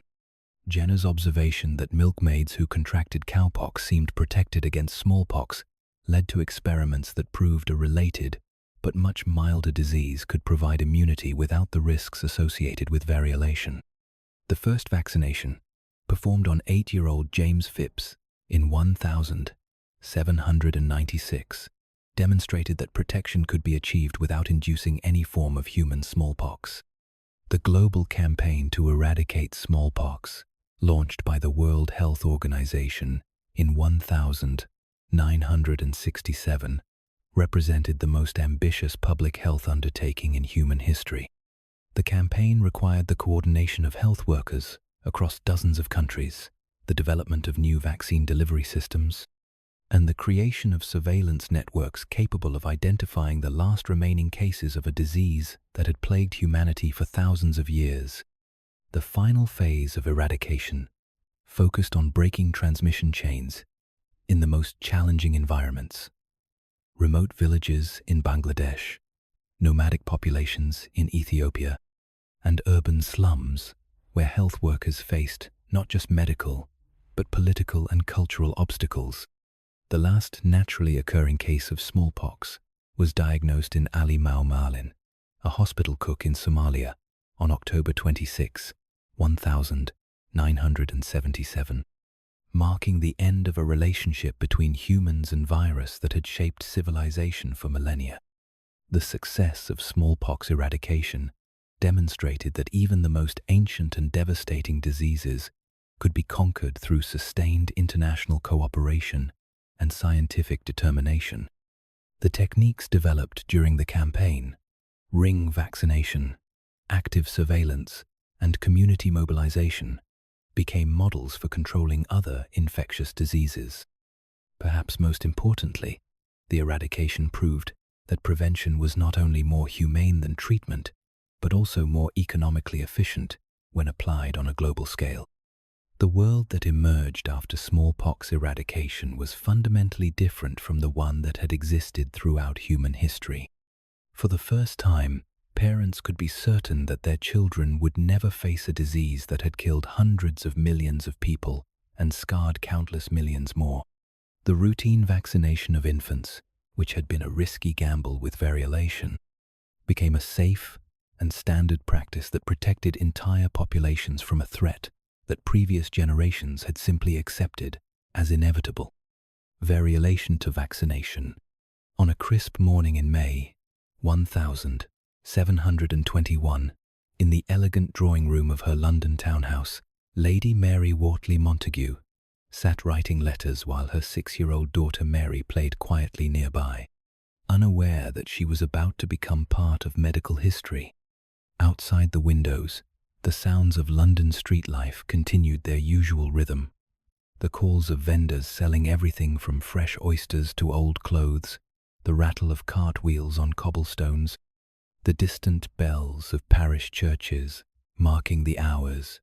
But inside this comfortable domestic scene, Lady Mary was preparing to challenge centuries of medical tradition and social convention with a decision that would shock London society and ultimately transform the prevention of infectious disease. Lady Mary had already caused a considerable stir by having her son variolated in Constantinople during her husband's diplomatic service there. Now, with smallpox cases rising in London and her daughter still vulnerable to a disease that killed roughly 3 in 10 of its victims, she was determined to repeat the procedure despite fierce opposition from the medical establishment, the Church of England, and most of her social circle. The variolator she had chosen was Charles Maitland, a surgeon who had observed the procedure in Turkey and understood both its promise and its perils. Maitland arrived at Lady Mary's house carrying a small leather case containing the tools of his trade, sharp needles for making the required incisions, a collection of glass vials for storing infectious material, and careful records of previous procedures that documented both successes and failures. The technique itself appeared almost primitive compared to the sophisticated medical procedures that London's physicians normally employed. Young Mary was asked to extend her arm, while Maitland made 2 small cuts, each about the size of a sixpence, in the flesh below her shoulder. Into these wounds he introduced material taken from the pustules of a current smallpox patient, a servant boy whose case was mild enough to provide effective inoculum without the risk associated with more severe infections. The days that followed required a delicate balance of attention and patience. Lady Mary maintained a careful log of her daughter's symptoms, noting the slight fever that appeared on the 3rd day, the gradual development of pustules around the incision sites, and the child's overall condition as her body fought off the deliberately induced infection. The household staff, initially terrified of contagion, gradually adapted to the strange routine of caring for a child who was both sick and being kept sick for protective purposes. Word of the procedure spread quickly through London's interconnected social networks. Lady Mary's drawing room became an unlikely centre of medical debate as physicians, clergymen, and concerned parents debated the ethics and efficacy of deliberately inducing a potentially fatal disease. The Royal College of Physicians issued formal warnings about the dangers of the procedure, while several Anglican bishops preached sermons condemning variolation as an interference with divine providence. But the results spoke for themselves. Young Mary's case proceeded exactly as the Turkish women had promised. A mild, localized infection that produced immunity without the systemic devastation of naturally acquired smallpox. When she recovered completely after 3 weeks, with only small scars at the incision sites to mark her passage through the disease, Lady Mary had provided London with its first convincing demonstration that smallpox could be prevented through medical intervention. The controversy that surrounded variolation revealed fundamental tensions about the relationship between medical practice and social authority. The procedure had been developed and refined by women, often working outside formal medical training, and its introduction to Europe challenged the male-dominated medical establishment's control over disease treatment. Traditional physicians found themselves defending, bloodletting, and purging against a technique that required no complex theories about humours or elaborate pharmaceutical preparations. King George I's decision to have his grandchildren variolated marked a turning point in the social acceptance of the procedure.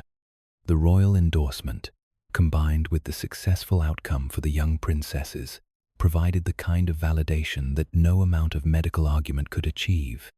Within months, variolation had become fashionable among the aristocracy, though it remained controversial among religious authorities and medical conservatives. The development of improved techniques transformed variolation from a risky experiment into a reliable medical procedure. Practitioners learned to select the mildest possible cases as sources of infectious material, to time procedures for optimal seasonal conditions, and to prepare patients through dietary and medicinal regimens that improved their chances of favorable outcomes. The mortality rate, initially as high as 2%, gradually fell to less than 0.5% among skilled practitioners. But variolation also created new forms of social inequality and ethical dilemma. The procedure was expensive, requiring not just the variolator's fee but weeks of careful nursing and household disruption that only wealthy families could afford. Poor families continued to rely on chance exposure to natural smallpox, creating a situation where protection from disease became another marker of social privilege. The transition from variolation to vaccination represented both scientific breakthrough and cultural revolution. Edward Jenner's discovery that cowpox could provide protection against smallpox without the risks associated with variolation seemed almost miraculous to a generation that had grown accustomed to trading certain risk for uncertain benefit. The first vaccination, performed on James Phipps in 1796, demonstrated that immunity could be achieved without inducing any form of human smallpox. Jenner's careful documentation of his experiments provided the scientific foundation that variolation had always lacked. His systematic approach, testing the protective effect of cowpox, deliberately challenging vaccinated subjects with smallpox material, and following up over months and years to confirm lasting immunity, established vaccination as a genuine medical advance rather than merely a useful folk practice. The spread of vaccination across Europe and eventually around the world required new forms of organization and record-keeping. Unlike variolation, which required fresh smallpox material and could only be performed during active outbreaks, vaccination could be scheduled and systematized. The maintenance of vaccine supply through arm-to-arm transmission created networks of protected individuals who served as living reservoirs of protective material. Parish clerks like Thomas Whitfield in the village of Little Peddington found themselves maintaining vaccination records alongside the traditional registers of births, marriages, and deaths. Thomas, a methodical man who had kept the parish books for more than 20 years, adapted his careful script to record not just whether children had been vaccinated, but when, by whom, and with what results. His leather-bound vaccination register became a model that was copied throughout rural England. The resistance to vaccination often focused on concerns that seemed quaint to later generations, but reflected genuine anxieties about bodily autonomy and medical authority.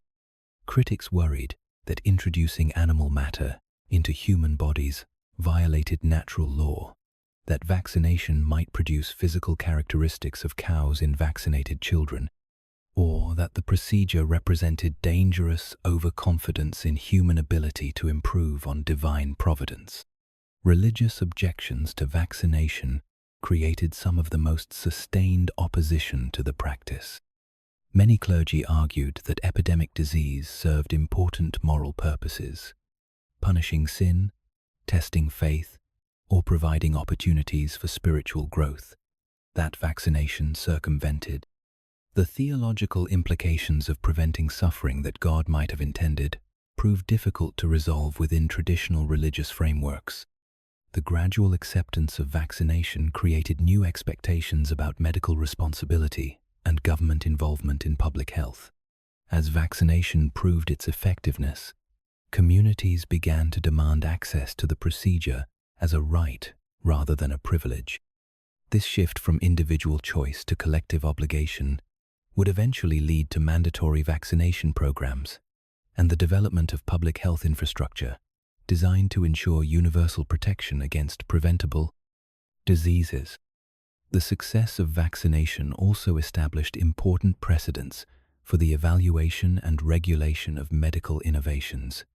Jenner's careful experimental approach became a model for testing new treatments, while the organized resistance to vaccination highlighted the need for public education and transparent communication about medical risks and benefits. By the early 19th century, vaccination had transformed from a controversial experiment into an accepted medical practice that saved thousands of lives annually. The technique spread across national boundaries through networks of physicians, government officials, and humanitarian organizations that recognized disease prevention as a concern transcending political divisions. The small scars left by vaccination became marks of protection rather than disfigurement, symbols of human ingenuity applied to one of humanity's oldest enemies. The quiet revolution represented by the transition from variolation to vaccination demonstrated that medical progress could occur through careful observation and systematic experimentation rather than dramatic theoretical breakthroughs. More importantly, it showed that effective disease prevention required not just scientific knowledge, but social organization, political support, and cultural change that made new practices acceptable to communities that had learned to live with threats that no longer needed to be endured. Measles. The village schoolmistress, Sarah Henderson, stood in the doorway of her small classroom on a September morning in 1897, watching the last of her pupils disappear down the lane that led back to their scattered farmsteads. The autumn air was crisp with the promise of coming frost, and the golden light filtering through maple leaves should have marked the beginning of another pleasant school term. Instead, Sarah was preparing to close her school for what the county health officer had gently termed a fortnight's precaution, though both of them knew it might be much longer before children's voices would again fill the whitewashed room where she had taught for nearly 15 years. The decision had been forced by the appearance of measles in young Timothy Morrison, the blacksmith's son, whose characteristic rash had appeared just yesterday morning.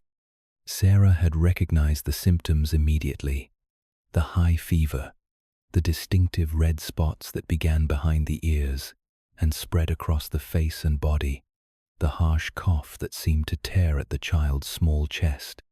She had seen measles often enough to know that Timothy's case, however mild it might appear now, represented the beginning of an outbreak that could affect every unprotected child in the district.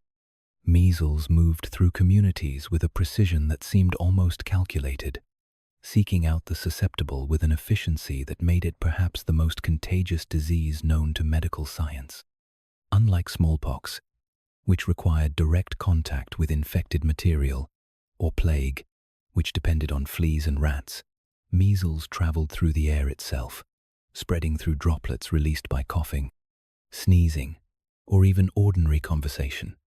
A single infected child entering a crowded room could expose dozens of others before showing any symptoms. The disease's incubation period created a particularly cruel form of suspense for parents and teachers.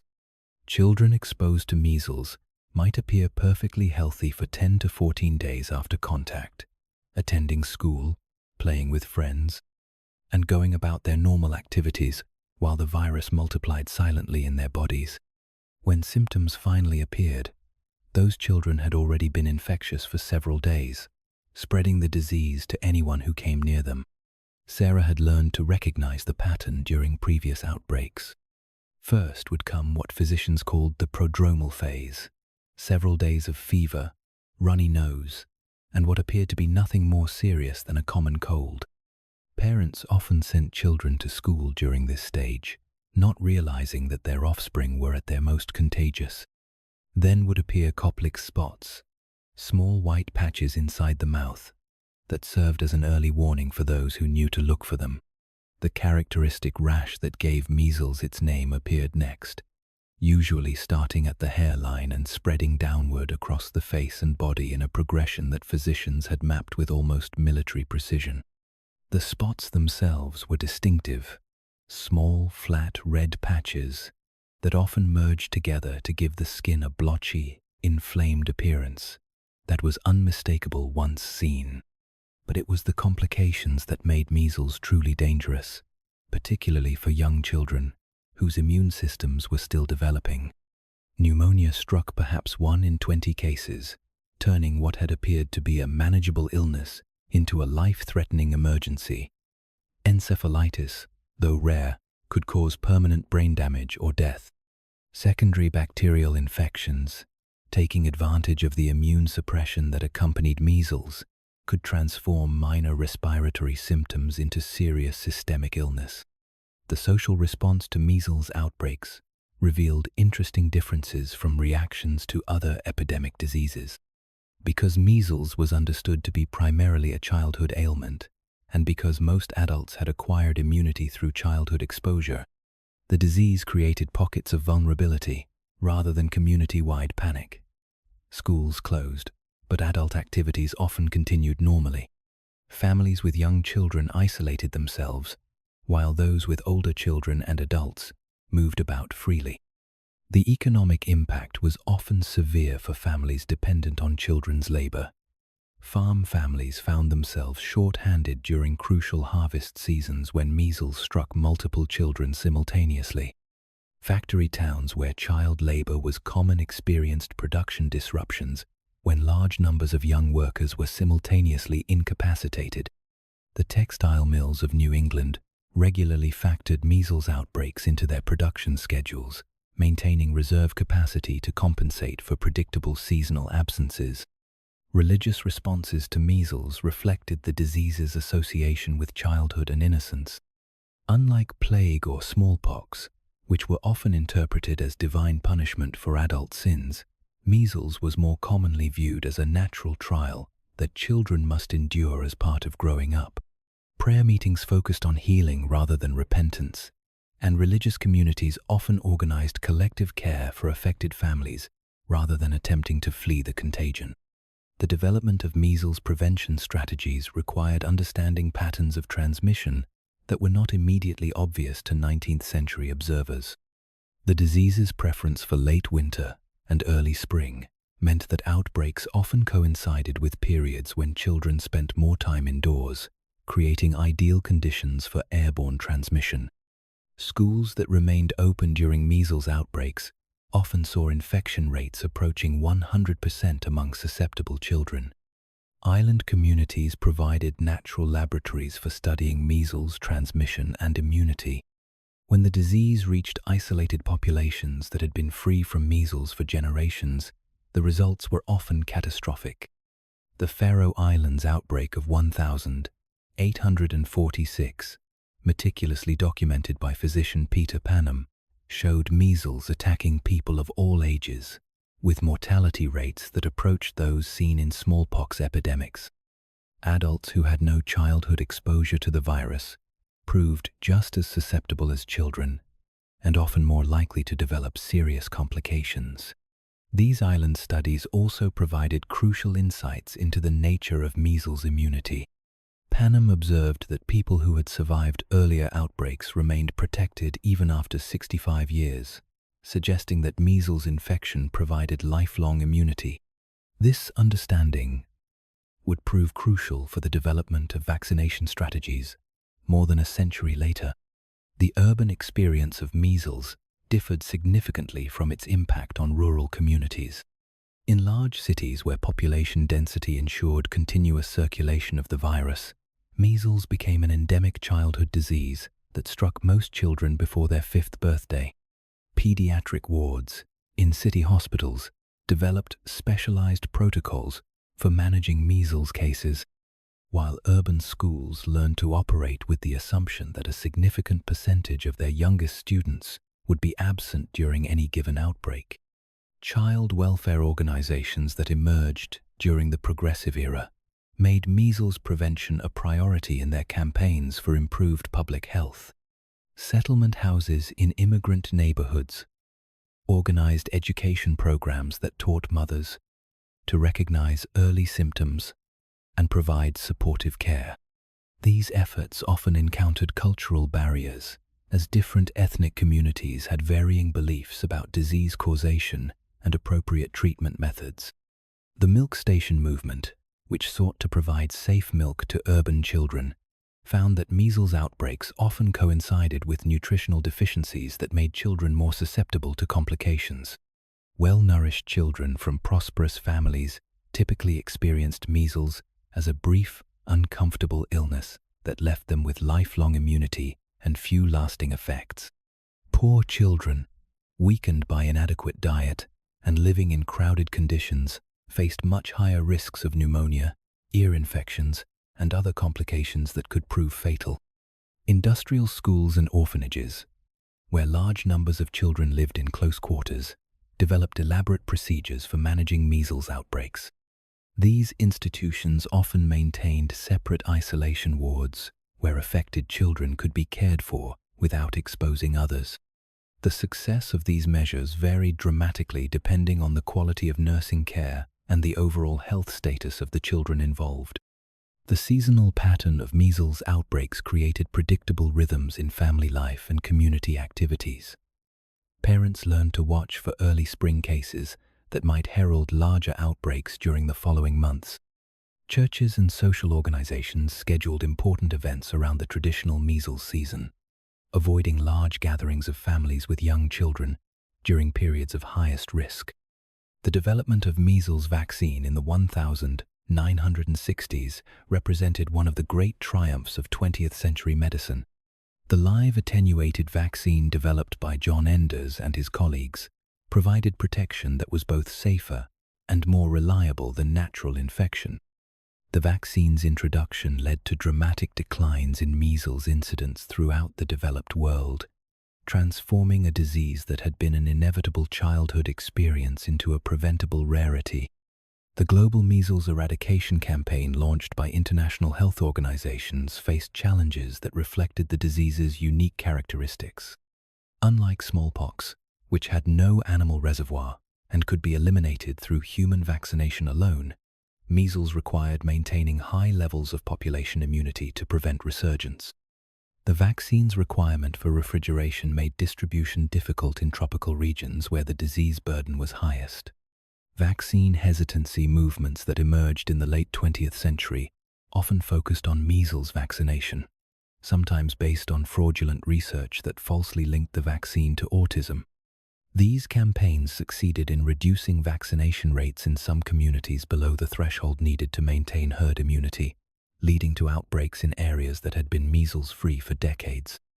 The resurgence of measles in previously protected populations demonstrated how quickly gains against infectious disease could be lost when public health measures were abandoned. Outbreaks in schools and communities, where vaccination rates had declined, served as stark reminders that the conquest of epidemic disease required sustained vigilance and community cooperation rather than simply one-time medical interventions. Modern measles control efforts focus on maintaining the high vaccination coverage needed to protect entire communities, with particular attention to vulnerable populations who cannot be vaccinated due to medical conditions. The concept of herd immunity, first understood through observations of measles transmission patterns, has become central to public health planning for multiple vaccine-preventable diseases. The story of measles reflects broader themes in humanity's relationship with infectious disease. The transition from acceptance of inevitable childhood suffering to expectation of medical protection, the role of community cooperation in disease prevention, and the constant vigilance required to maintain hard-won victories against ancient enemies. In many ways, measles serves as a reminder that even the most successful public health interventions remain vulnerable to social and political forces that can undermine decades of progress with surprising speed. Sarah Henderson's decision to close her village school for 2 weeks in 1897 represented the kind of community responsibility that had long been humanity's primary defense against epidemic disease. More than a century later, similar decisions about school closures, vaccination requirements, and community protection continue to reflect the same fundamental recognition that, Preventing disease requires collective action and shared sacrifice for the common good. Diphtheria. In the crystalline silence of an Arctic night in January 1925, the sound of dog-sled bells carried across the frozen wilderness with a clarity that seemed to make the stars themselves ring in sympathy. Gunnar Carson urged his lead dog Balto forward through the blowing snow, their breath forming ice crystals that caught the pale light of the aurora borealis dancing overhead. Behind him, wrapped in sealskin and buried deep in the sled, lay 20 pounds of diphtheria antitoxin, the difference between life and death for the children of Nome, Alaska, who lay struggling to breathe through throats, slowly closing with the grey membrane that gave this disease its terrifying reputation. The urgency that drove Carson and his dogs through temperatures that could freeze exposed skin in minutes reflected diphtheria's particularly cruel progression. Unlike diseases that announce themselves with dramatic symptoms, diphtheria began quietly, almost politely, with what seemed like nothing more than a mild sore throat. Parents might send children to school, thinking little of a slight fever or complaint of discomfort swallowing. But within days, sometimes within hours, that innocent-seeming illness would transform into something far more sinister. The disease's defining characteristic was the membrane itself, a thick, grey pseudomembrane that formed across the throat and larynx, gradually restricting the airway until breathing became a desperate struggle. Children affected by diphtheria developed a distinctive breathing pattern that physicians learned to recognize from across a room, the strained, wheezing inhalations of someone fighting for each breath, often accompanied by a barking cough that spoke of airways narrowed almost to closure. The bacterium responsible, Corynebacterium diphtheriae, was particularly insidious because it produced a toxin that spread throughout the body, even as the local infection remained relatively confined to the throat. This toxin attacked the heart muscle and nervous system, causing complications that could prove fatal even after the breathing difficulties had been resolved. Children who survived the acute phase of diphtheria sometimes died weeks later from heart failure or lived with permanent nerve damage that affected their ability to swallow or move normally. Dr. Emil von Behring's development of diphtheria antitoxin in the 1890s represented one of the first triumphs of modern immunology. The antitoxin, produced by injecting horses with gradually increasing doses of diphtheria toxin until they developed protective antibodies, could neutralize the bacterial poison that made the disease so deadly. But the antitoxin was most effective when administered early in the infection, before the toxin had time to cause widespread damage, creating a medical emergency that required rapid diagnosis and immediate treatment. The social response to diphtheria outbreaks reflected the disease's particular horror for parents. Unlike measles or chickenpox, which were generally mild childhood illnesses, diphtheria struck with a lethality that made every sore throat a potential death sentence. Families learned to isolate sick children at the first sign of throat symptoms, while schools developed elaborate procedures for daily throat inspections designed to catch cases before they could spread to other pupils. The seasonal pattern of diphtheria outbreaks, typically peaking during the cooler months when children spent more time indoors, created a rhythm of anxiety that governed family life in many communities. Parents learned to dread the approach of autumn, knowing that the coming months might bring the disease that could transform a healthy household into a scene of desperate struggle for survival.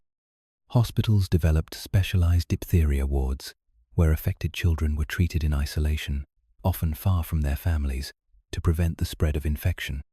These wards became scenes of intense medical drama, as physicians and nurses worked to maintain airways that were slowly closing.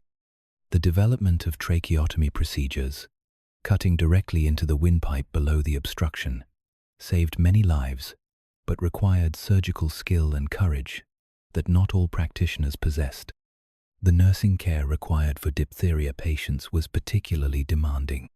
Children with severe cases needed constant monitoring to ensure their airways remained open, frequent suctioning to remove secretions, and careful attention to heart function as the disease progressed.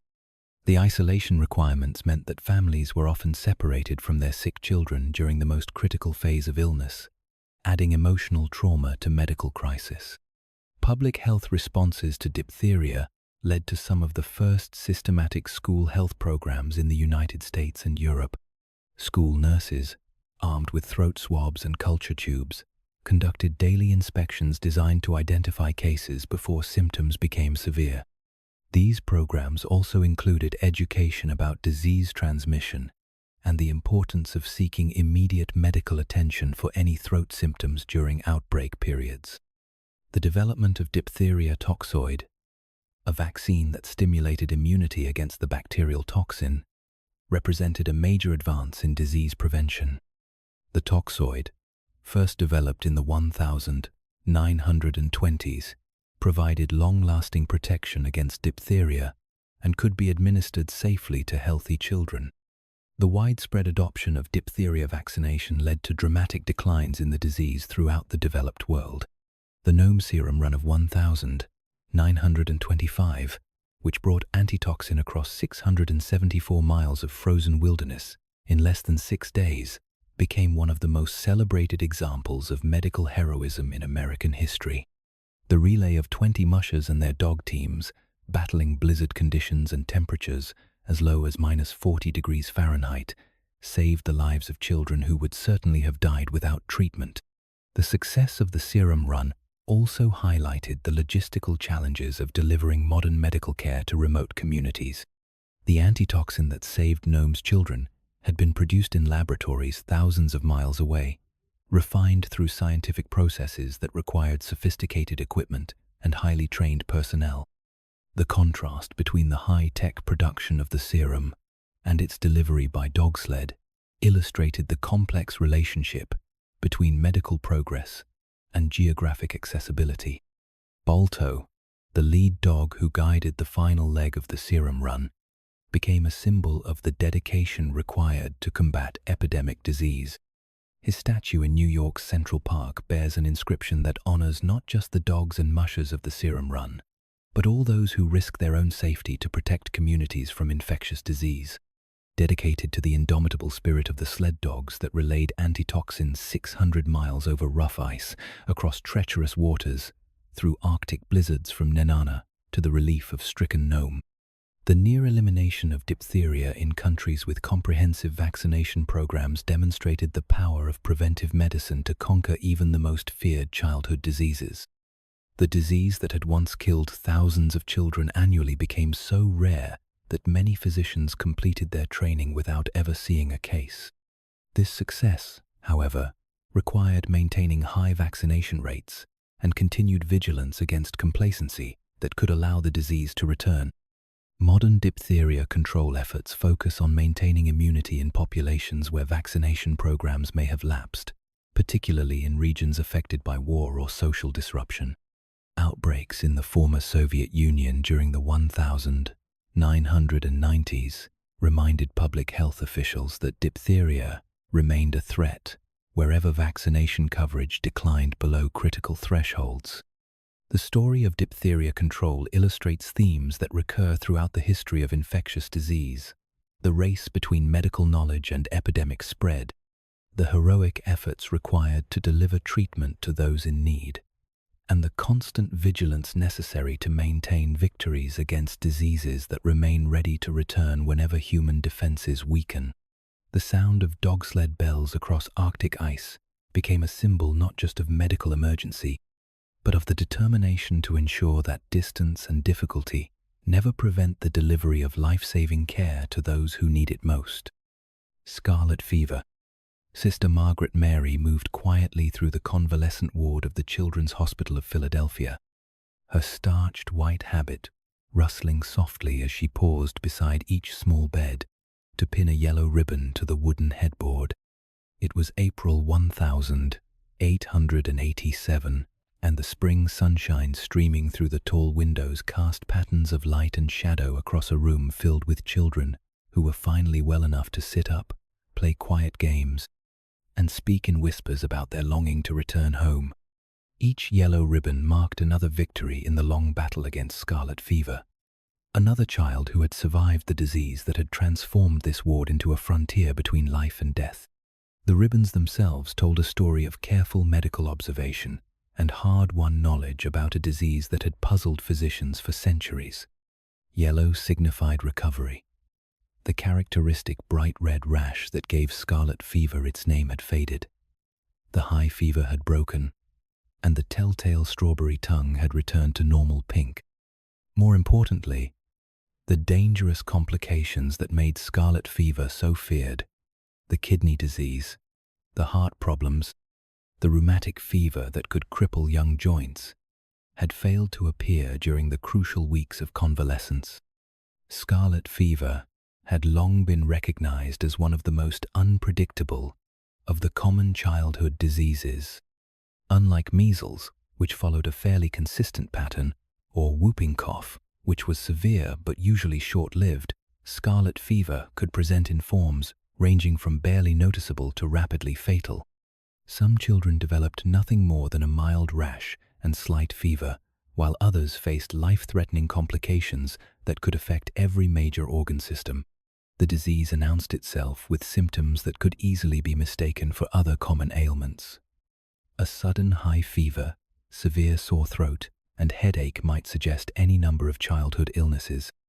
But within a day or two, the characteristic rash would appear, fine red spots that felt like sandpaper to the touch, and typically began on the chest and neck before spreading across the entire body. The rash was often accompanied by what physicians called the strawberry tongue, a white coating with red bumps that gave the tongue the appearance of the fruit that lent its name to this diagnostic sign. What made scarlet fever particularly dangerous was not the rash itself, but the complications that could follow weeks or even months after the initial illness had apparently resolved. The same streptococcal bacteria that caused the characteristic symptoms could trigger autoimmune reactions that attacked the heart, kidneys, and joints. Children who had seemingly recovered from scarlet fever might suddenly develop heart murmurs, kidney failure, or the painful joint swelling of rheumatic fever. The household isolation measures that communities developed to control scarlet fever reflected both medical understanding and social values of the late 19th century. Entire families were often quarantined when a child developed the disease, with placards posted on doors warning neighbors to keep their distance. These quarantines could last for weeks, disrupting work, school, and social activities for everyone in the household regardless of whether they showed symptoms. The economic impact of scarlet fever quarantines was particularly severe for working-class families who depended on daily wages. A breadwinner confined to the house for weeks while a child recovered could face financial ruin, while the additional expenses of medical care and special foods for the invalid strained budgets that were already tight. Some communities developed relief funds to help quarantined families, but these were often inadequate to meet the real costs of extended isolation. Schools and public health authorities developed elaborate protocols for managing scarlet fever outbreaks. Children returning to school after illness were required to present certificates from physicians confirming their recovery and non-infectiousness. These certificates often specified not just that the fever had broken and the rash had faded, but that the characteristic peeling of skin that followed scarlet fever had been completed, ensuring that no infectious material remained to threaten other students. The social stigma associated with scarlet fever was more complex than that surrounding other epidemic diseases. While families affected by cholera or typhoid fever faced suspicions about their sanitation and moral character, scarlet fever was understood to be a disease that could strike anyone. However, the severity and duration of quarantine measures meant that affected families were marked as different, isolated from normal community life for periods that could stretch into months. Religious responses to scarlet fever outbreaks often focused on the disease's particular cruelty to children and families. The sight of children struggling with severe throat pain, unable to eat or drink comfortably, inspired intense prayer vigils and community support efforts. Church communities organized to provide meals, childcare, and financial assistance to quarantined families, often at considerable risk to their own health. The development of convalescent homes, specifically for scarlet fever patients, represented an important innovation in disease management. These institutions, often located in rural areas, where clean air was thought to promote healing, provided specialized care during the critical recovery period when complications were most likely to develop. Children might spend weeks or months in these facilities, gradually regaining strength while being monitored for signs of heart or kidney damage. The nursing care required for severe scarlet fever cases was both demanding and dangerous. The disease's high fever required constant attention to prevent dehydration and heat exhaustion, while the severe throat inflammation made eating and drinking extremely difficult. Nurses developed specialized techniques for feeding liquid nourishment to children whose throats were too painful to swallow normally, often using ice chips and carefully cooled broths. The discovery that scarlet fever was caused by streptococcal bacteria producing an erythrogenic toxin led to better understanding of why the disease varied so dramatically in severity. Some strains of Streptococcus produced more toxin than others, while individual children varied in their susceptibility to the toxin's effects. This knowledge eventually led to the development of antitoxin treatments that could reduce the severity of symptoms when administered early in the illness. The decline of scarlet fever as a major public health threat began in the early 20th century, even before the introduction of antibiotics. Improved living conditions, better nutrition, and perhaps changes in the virulence of the bacteria itself all contributed to reducing both the incidence and severity of the disease. When penicillin became widely available in the 1940s, scarlet fever joined the ranks of diseases that could be effectively treated with modern medicine. The transformation of scarlet fever from a feared killer to a manageable illness illustrated the complex relationship between social progress and disease control. Better housing reduced overcrowding that facilitated transmission. Improved nutrition made children more resistant to complications, and advances in medical care provided treatment options that had not existed for previous generations. Sister Margaret Mary's yellow ribbons represented more than just individual recoveries.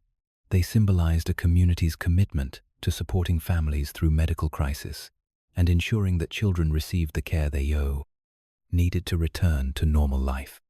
The careful attention to convalescence that characterized scarlet fever treatment reflected an understanding that healing required not just the resolution of acute symptoms, but the prevention of long-term complications that could affect children for the rest of their lives. The legacy of scarlet fever control efforts extended far beyond the disease itself. The quarantine procedures, the convalescent care facilities, and the community support systems developed to manage scarlet fever outbreaks became models for responding to other infectious diseases. Perhaps most importantly, the focus on protecting children from disease complications established precedents for the comprehensive child health programs that would become standard features of 20th century public health practice. Polio. The handwritten sign taped to the chain-link fence around the municipal swimming pool in Millfield swayed gently in the humid August breeze, its penciled letters already beginning to fade from the morning dew. Pool closed until further notice, by order of the Board of Health. 12-year-old Jimmy Patterson stood with his nose pressed against the fence, watching the empty concrete basin where just last week he and his friends had spent every possible hour escaping the oppressive heat of the summer of 1952. The diving board stood lonely and unused, while the pool house doors were padlocked shut with a heavy chain that seemed to symbolize all the freedoms that polio had suddenly taken away. Jimmy's mother, Eleanor, had made the decision to close the pool after 3 cases of polio appeared in children who had been regular swimmers there. As president of the Parent-Teacher Association and a woman whose own childhood had been shadowed by the 1916 polio epidemic, Eleanor understood too well how quickly a few scattered cases could explode into a full-scale outbreak that would leave families across the community dealing with paralyzed children, iron lungs, and the long, uncertain process of rehabilitation that might stretch on for years. Polio had earned its reputation as the summer plague through a cruel irony of timing. The disease struck hardest during the warmest months when children were most active, most social, and most eager to enjoy the outdoor freedoms that came with school vacation. Swimming pools, movie theaters, and summer camps, all the places where children gathered to escape the heat, became potential transmission sites for a virus that spread through routes that epidemiologists were only beginning to understand. The paralytic form of polio that captured public attention represented only a small fraction of actual infections. Most children who encountered the polio virus experienced nothing more than mild flu-like symptoms, if they noticed anything at all. But, for the unlucky few, perhaps 1 in 100 or 200 infected individuals, the virus found its way to the motor neurons in the spinal cord, destroying the nerve cells that controlled muscle movement and leaving behind paralysis that could affect anything from a single limb to the muscles that controlled breathing itself. The randomness of polio's attack pattern was perhaps its most terrifying aspect. Unlike diseases that struck hardest at the poor, the malnourished, or those living in overcrowded conditions, polio seemed to prefer children from comfortable middle-class families with good hygiene and nutrition. This paradox, which puzzled researchers for decades, eventually led to the understanding that improved sanitation had actually made some children more vulnerable by preventing early exposure to the virus when maternal antibodies might have provided protection. The iron lung became the most feared and most recognizable symbol of polio's devastation. These massive mechanical ventilators, which enclosed patients from the neck down in a steel cylinder that used changes in air pressure to force breathing, represented both medical progress and medical limitation. They could keep alive children whose breathing muscles had been paralyzed, but at the cost of imprisonment in a machine that required constant maintenance and supervision. Hospital polio wards during epidemic years became scenes of remarkable courage and adaptation. Children who might have died from respiratory paralysis learned to live confined within iron lungs, developing social networks with other patients and finding ways to continue their education and emotional development despite their physical limitations. Nurses and respiratory therapists became experts at maintaining the complex machinery that kept their patients alive, while families adjusted to visiting schedules and communication methods that allowed them to maintain relationships with children they could barely touch. The March of Dimes, founded by President Franklin D. Roosevelt, who was himself a polio survivor, transformed disease research funding through its innovative approach to grassroots fundraising. Rather than depending on donations from wealthy philanthropists, the organization encouraged ordinary Americans to contribute dimes and dollars to support research into polio prevention and treatment. This democratization of medical research funding reflected the widespread fear that polio inspired and the shared community investment in finding solutions. The development of the Salk vaccine represented one of the most closely watched scientific endeavors in American history. Jonas Salk's killed virus vaccine underwent field trials involving more than 1 million children, the largest medical experiment ever conducted up to that time. The announcement of the vaccine's success on April 12, 1955, was met with celebrations that rivaled those marking the end of World War II, as parents across the country realized that their children might be protected from a disease that had haunted their own childhoods. The subsequent development of the Sabin oral vaccine created both opportunities and controversies that reflected deeper tensions about medical authority and parental choice. Albert Sabin's live virus vaccine offered advantages in terms of ease of administration and longer-lasting immunity, but it also carried a small risk of causing the very disease it was designed to prevent. The debates over vaccine safety and the appropriate level of acceptable risk became templates for later discussions about immunization policy. School-based vaccination programs that followed the introduction of polio vaccines transformed the relationship between education and public health.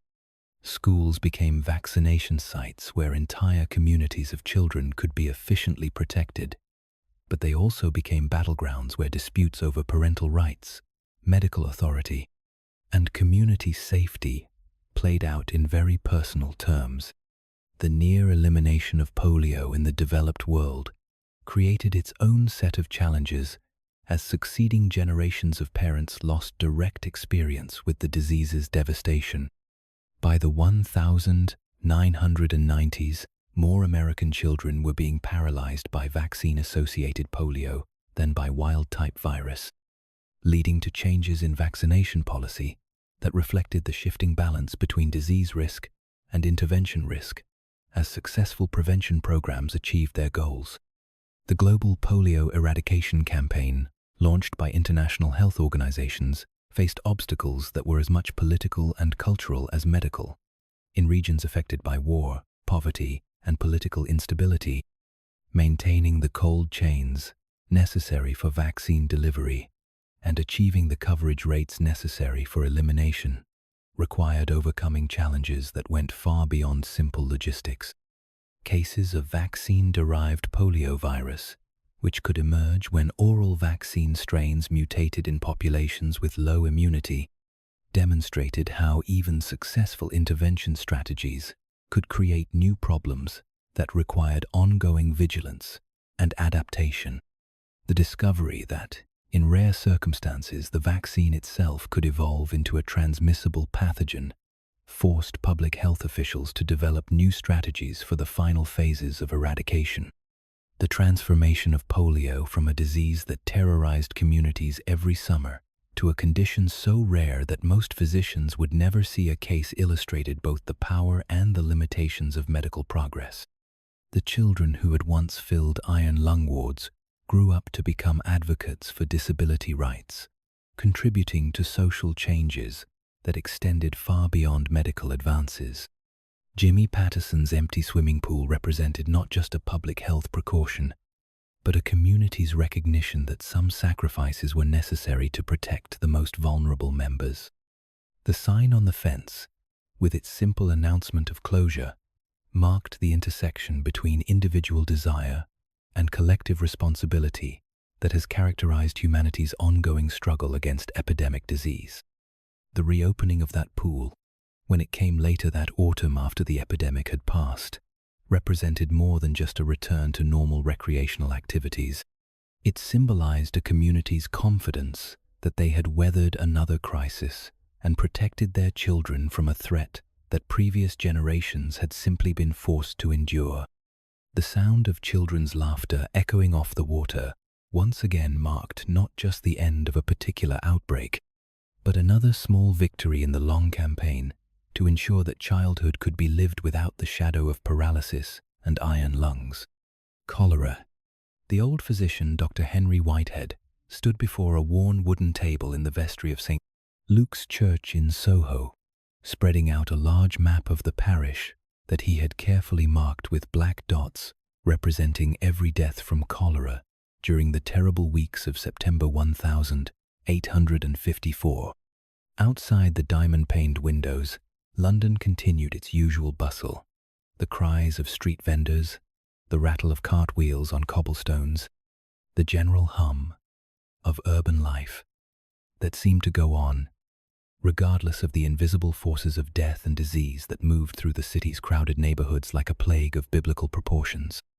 Each black dot on Dr. Whitehead's map told a story of sudden, devastating illness that had struck without warning or apparent logic.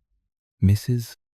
Susanna Ely, the widow who lived above the tailor's shop on Broad Street, had been well enough to take her morning tea when the first symptoms appeared, the violent vomiting and watery diarrhea that could kill within hours by draining the body of fluids faster than they could be replaced.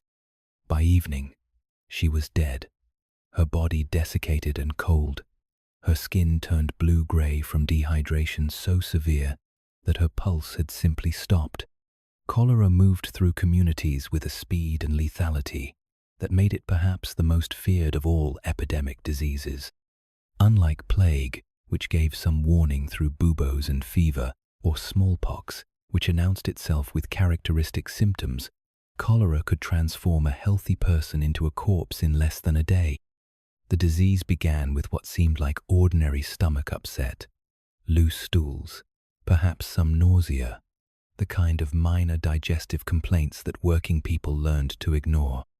But cholera's progression was relentless and terrifying. The watery diarrhea increased in volume and frequency until victims were losing several liters of fluid per hour. The characteristic rice water stools, pale, thin liquid flecked with white mucus, contained massive numbers of Vibrio bacteria, along with the electrolytes and fluids that the body desperately needed to maintain basic functions. Without rapid replacement of these losses, victims quickly developed the sunken eyes, wrinkled skin, and barely perceptible pulse that marked the final stages of dehydration.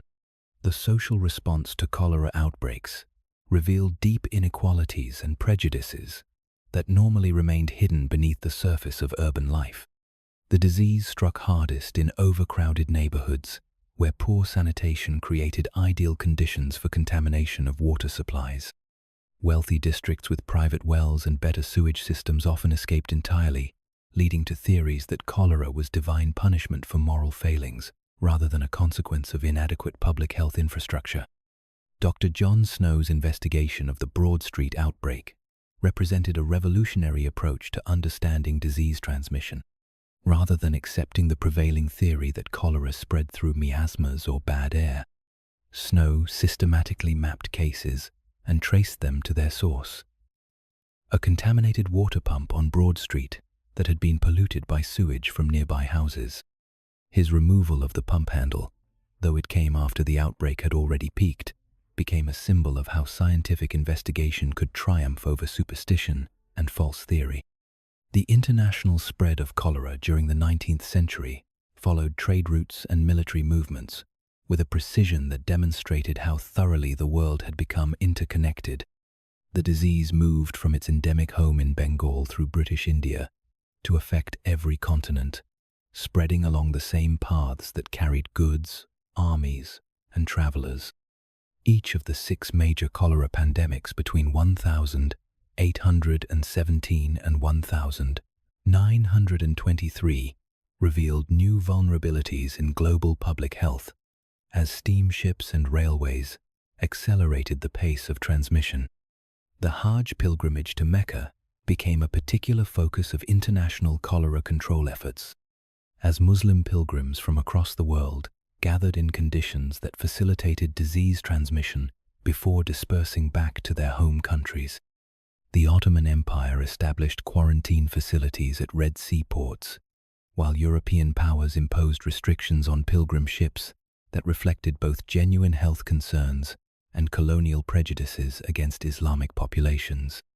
Military campaigns provided tragic natural experiments in cholera transmission and control. The Crimean War saw more soldiers die from cholera than from battle wounds, while the American Civil War demonstrated how armies could inadvertently spread the disease across vast distances as they moved between theaters of operation. Military medical services developed some of the first systematic approaches to camp sanitation and water purification, though these lessons often came too late to prevent massive casualties. Urban public health systems emerged largely in response to cholera's repeated assaults on 19th century cities. The Great Stink of London in 1858, when the Thames became so polluted that Parliament could barely function, led to massive investments in sewage systems and water purification that would prevent future cholera outbreaks. Similar infrastructure developments in Paris, New York, and other major cities represented some of the largest public works projects of the industrial age.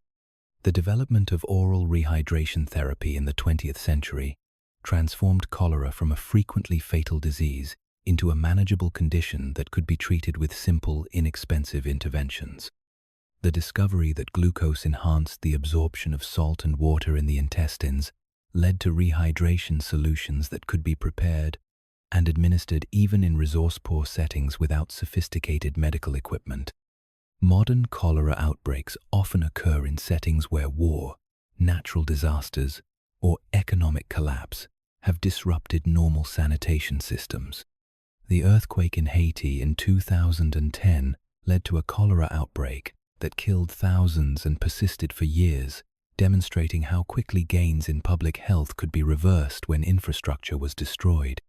The outbreak was particularly tragic because it was likely introduced by United Nations peacekeepers and affected a population that had not experienced cholera for more than a century.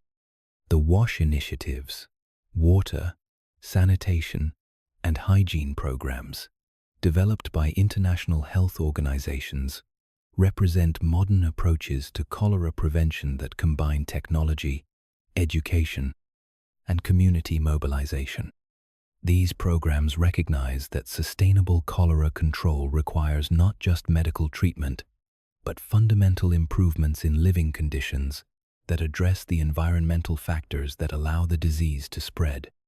Community health education programs focus on teaching proper food handling, water purification, and waste disposal practices that can prevent cholera transmission, even in areas where formal sanitation infrastructure is inadequate. These educational efforts often encounter cultural barriers and economic constraints that make it difficult for people to implement recommended practices, even when they understand their importance. The production and distribution of oral cholera vaccines has provided new tools for epidemic control, particularly in refugee camps and other high-risk settings where environmental interventions may be impossible to implement quickly. These vaccines offer temporary protection that can bridge the gap between outbreak onset and the implementation of longer-term sanitation improvements. Dr. Whitehead's map, with its cluster of black dots around the Broad Street pump, became one of the founding documents of modern epidemiology. His careful documentation of the relationship between disease and environment established methods of investigation that are still used today when health officials trace the sources of foodborne outbreaks, waterborne diseases, and other threats to public health. The lesson of cholera, that disease prevention, requires attention to the basic conditions of human life, rather than just medical intervention, remains relevant in a world where billions of people still lack access to safe water, adequate sanitation. The transformation of cholera from a global pandemic threat to a disease of poverty and displacement reflects both human progress and persistent inequality in access to the basic infrastructure that makes healthy life possible. The empty bucket that once stood beside the Broad Street pump serves as a reminder that sometimes the most effective public health interventions are also the simplest, removing sources of contamination, providing clean alternatives, and ensuring that communities have the knowledge and resources necessary to protect themselves from preventable diseases. The fight against cholera continues in refugee camps, urban slums, and disaster zones where the basic requirements for human dignity and health remain unmet. Dysentery. The regimental quartermaster, Captain James Morrison, bent over his field desk in the pre-dawn darkness of a military camp outside Petersburg, Virginia, writing by candlelight that cast wavering shadows across maps and supply lists that told the story of an army slowly consuming itself. It was August 1864, and the Union forces besieging the Confederate stronghold had been reduced by disease to a fraction of their original strength. The enemy they faced was not primarily the grey-uniformed soldiers in the earthworks ahead, but an invisible adversary that struck from within, dysentery, the soldier's scourge that had claimed more military lives than all the battles of the Civil War combined. Captain Morrison's morning reports made grim reading. Company A, effective strength 67 men of 120 present. Company B, 23 men fit for duty of 89 present. request immediate transfer of cases to field hospital, as regimental sick call can no longer accommodate numbers requiring treatment. The neat columns of figures recorded not just military strength but human suffering on a scale that challenged the administrative capacity of even the most experienced Army medical services. Dysentery announced itself with symptoms that seemed almost mockingly ordinary at first. Loose stools, abdominal cramping, perhaps a slight fever, that soldiers might initially dismiss as nothing more than the digestive consequences of poor field rations and contaminated water. But the disease's progression was both relentless and devastating, as bacterial or parasitic infections inflamed the large intestine and caused bloody diarrhea that could quickly lead to dehydration, weakness, and death. The bacterial form, caused by various species of Shigella, moved through military camps with particular efficiency because it required only minimal contamination to establish infection. A few bacteria transferred from infected hands to food or water could sicken dozens of soldiers, while the poor sanitation that characterized most military encampments ensured rapid spread throughout entire units. The disease's ability to survive outside the human body for extended periods meant that contaminated equipment, clothing, and even tent canvas could serve as sources of infection long after initial cases had appeared. Amoebic dysentery, caused by the parasite Entamoeba histolytica, followed a different but equally destructive pattern. This form often began more gradually, with symptoms that could be mistaken for chronic digestive problems until the parasite invaded the intestinal wall and caused the characteristic bloody diarrhea and severe abdominal pain that gave the disease its fearsome reputation. Unlike bacterial dysentery, which typically resolved within a week or two, amoebic infections could persist for months, gradually weakening victims until they became unable to perform even basic duties. Military medical services developed elaborate protocols for managing dysentery outbreaks, but these were often overwhelmed by the scale of the problem during major campaigns. Field hospitals established separate wards for dysentery patients, both to provide specialized care and to prevent the spread of infection to soldiers suffering from wounds or other diseases. The nursing care required was both demanding and dangerous, as caregivers faced constant exposure to highly infectious material while attempting to maintain sanitation standards under primitive conditions. The impact on military effectiveness was devastating and often decisive in campaign outcomes. Armies that might have been capable of sustained offensive operations found themselves reduced to defensive positions by dysentery outbreaks that affected 50% or more of their strength.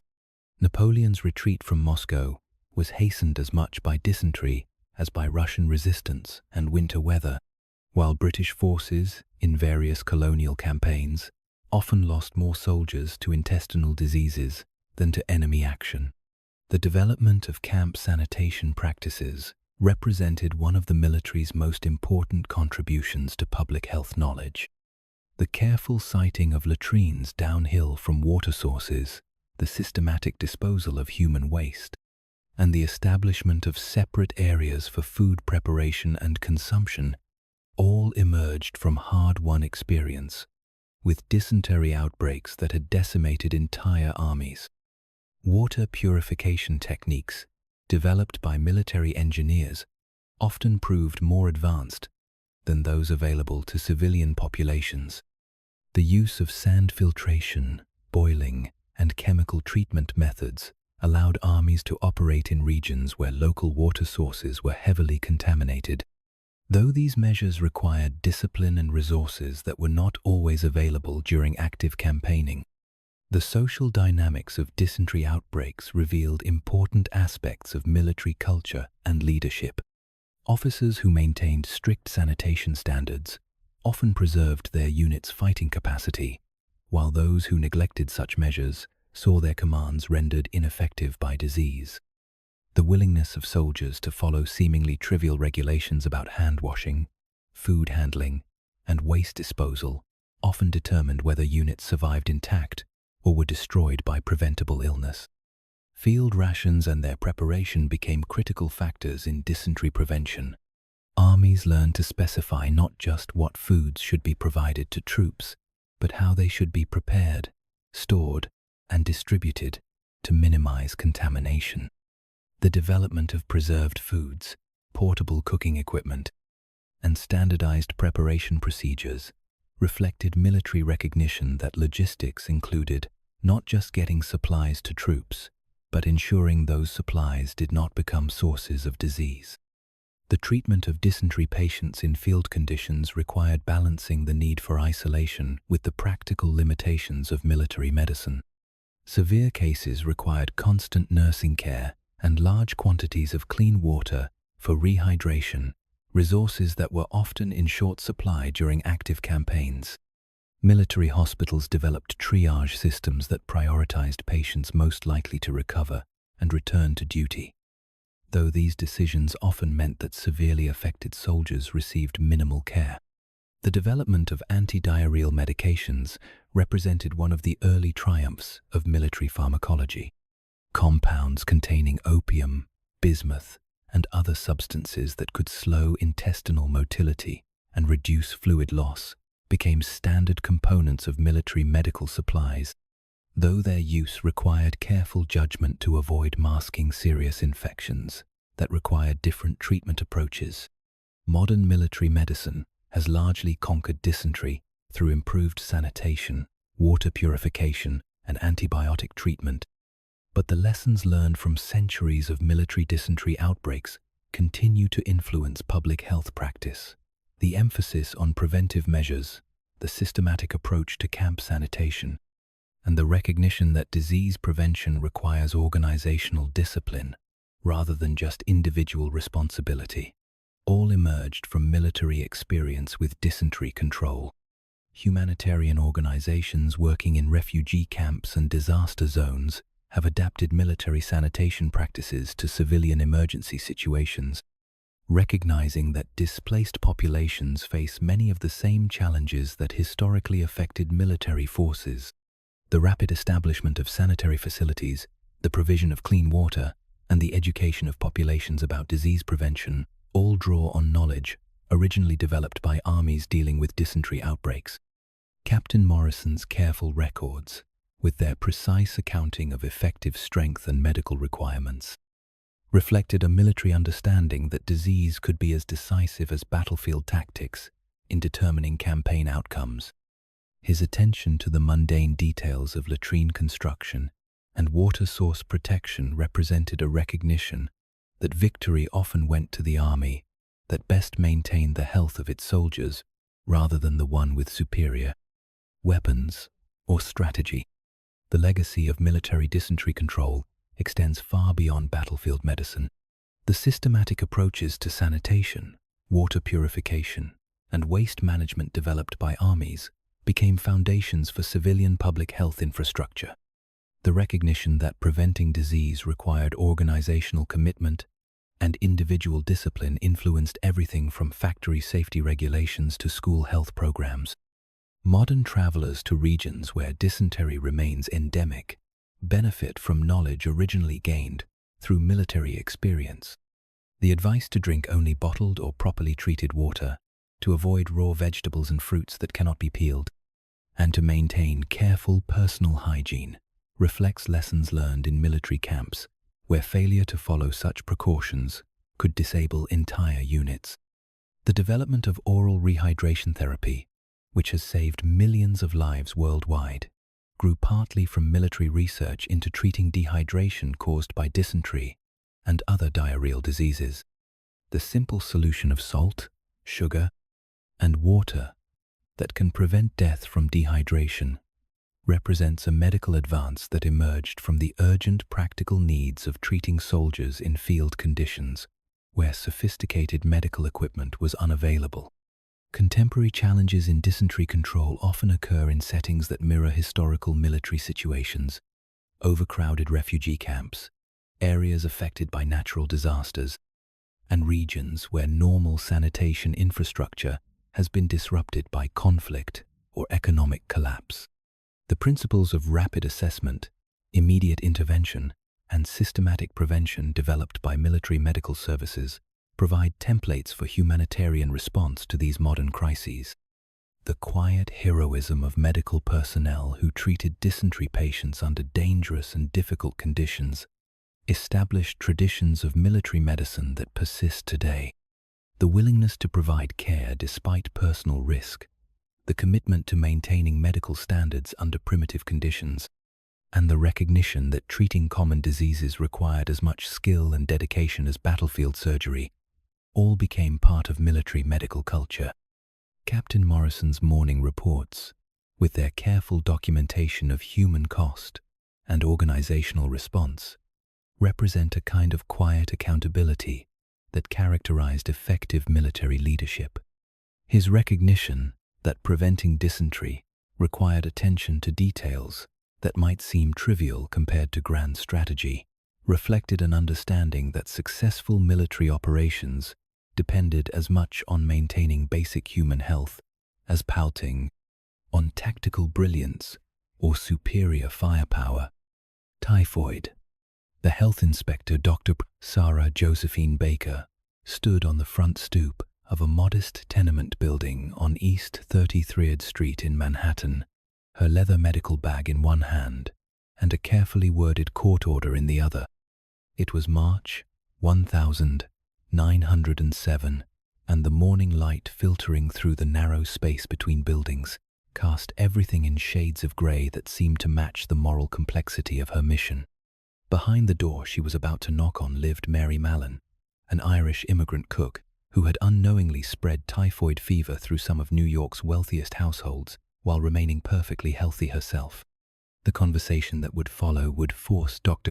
Baker to balance individual liberty against public safety in ways that challenged every assumption about disease, responsibility, and the power of government to restrict personal freedom. Mary Mallon, who would become known to history as Typhoid Mary, represented a new and troubling category in the understanding of infectious disease. The healthy carrier who could transmit deadly illness while showing no symptoms herself. Typhoid fever had long been recognized as one of the most persistent and dangerous of the waterborne diseases, but Mary's case revealed how little physicians truly understood about its transmission patterns. The disease, caused by Salmonella typhi, typically announced itself with sustained high fever, severe headaches, and the characteristic rose-colored rash that appeared on the chest and abdomen. But for every person who developed obvious symptoms, there might be others who harbored the bacteria without apparent illness, shedding dangerous organisms through their feces while going about their daily lives, completely unaware of the threat they posed to others. The social implications of Mary's situation extended far beyond medical science, into questions of civil rights, economic justice, and the responsibilities of immigrants in American society. As a working-class Irish woman employed in the kitchens of prosperous families, Mary occupied a position that made her both invisible to her employers and essential to their daily comfort. Her work preparing meals and handling food put her in a position to transmit disease to dozens of people, while her social status made it unlikely that anyone would notice patterns of illness that followed her employment history. Dr. Baker's investigation had revealed a trail of typhoid outbreaks that coincided with Mary's various positions as a cook in private households.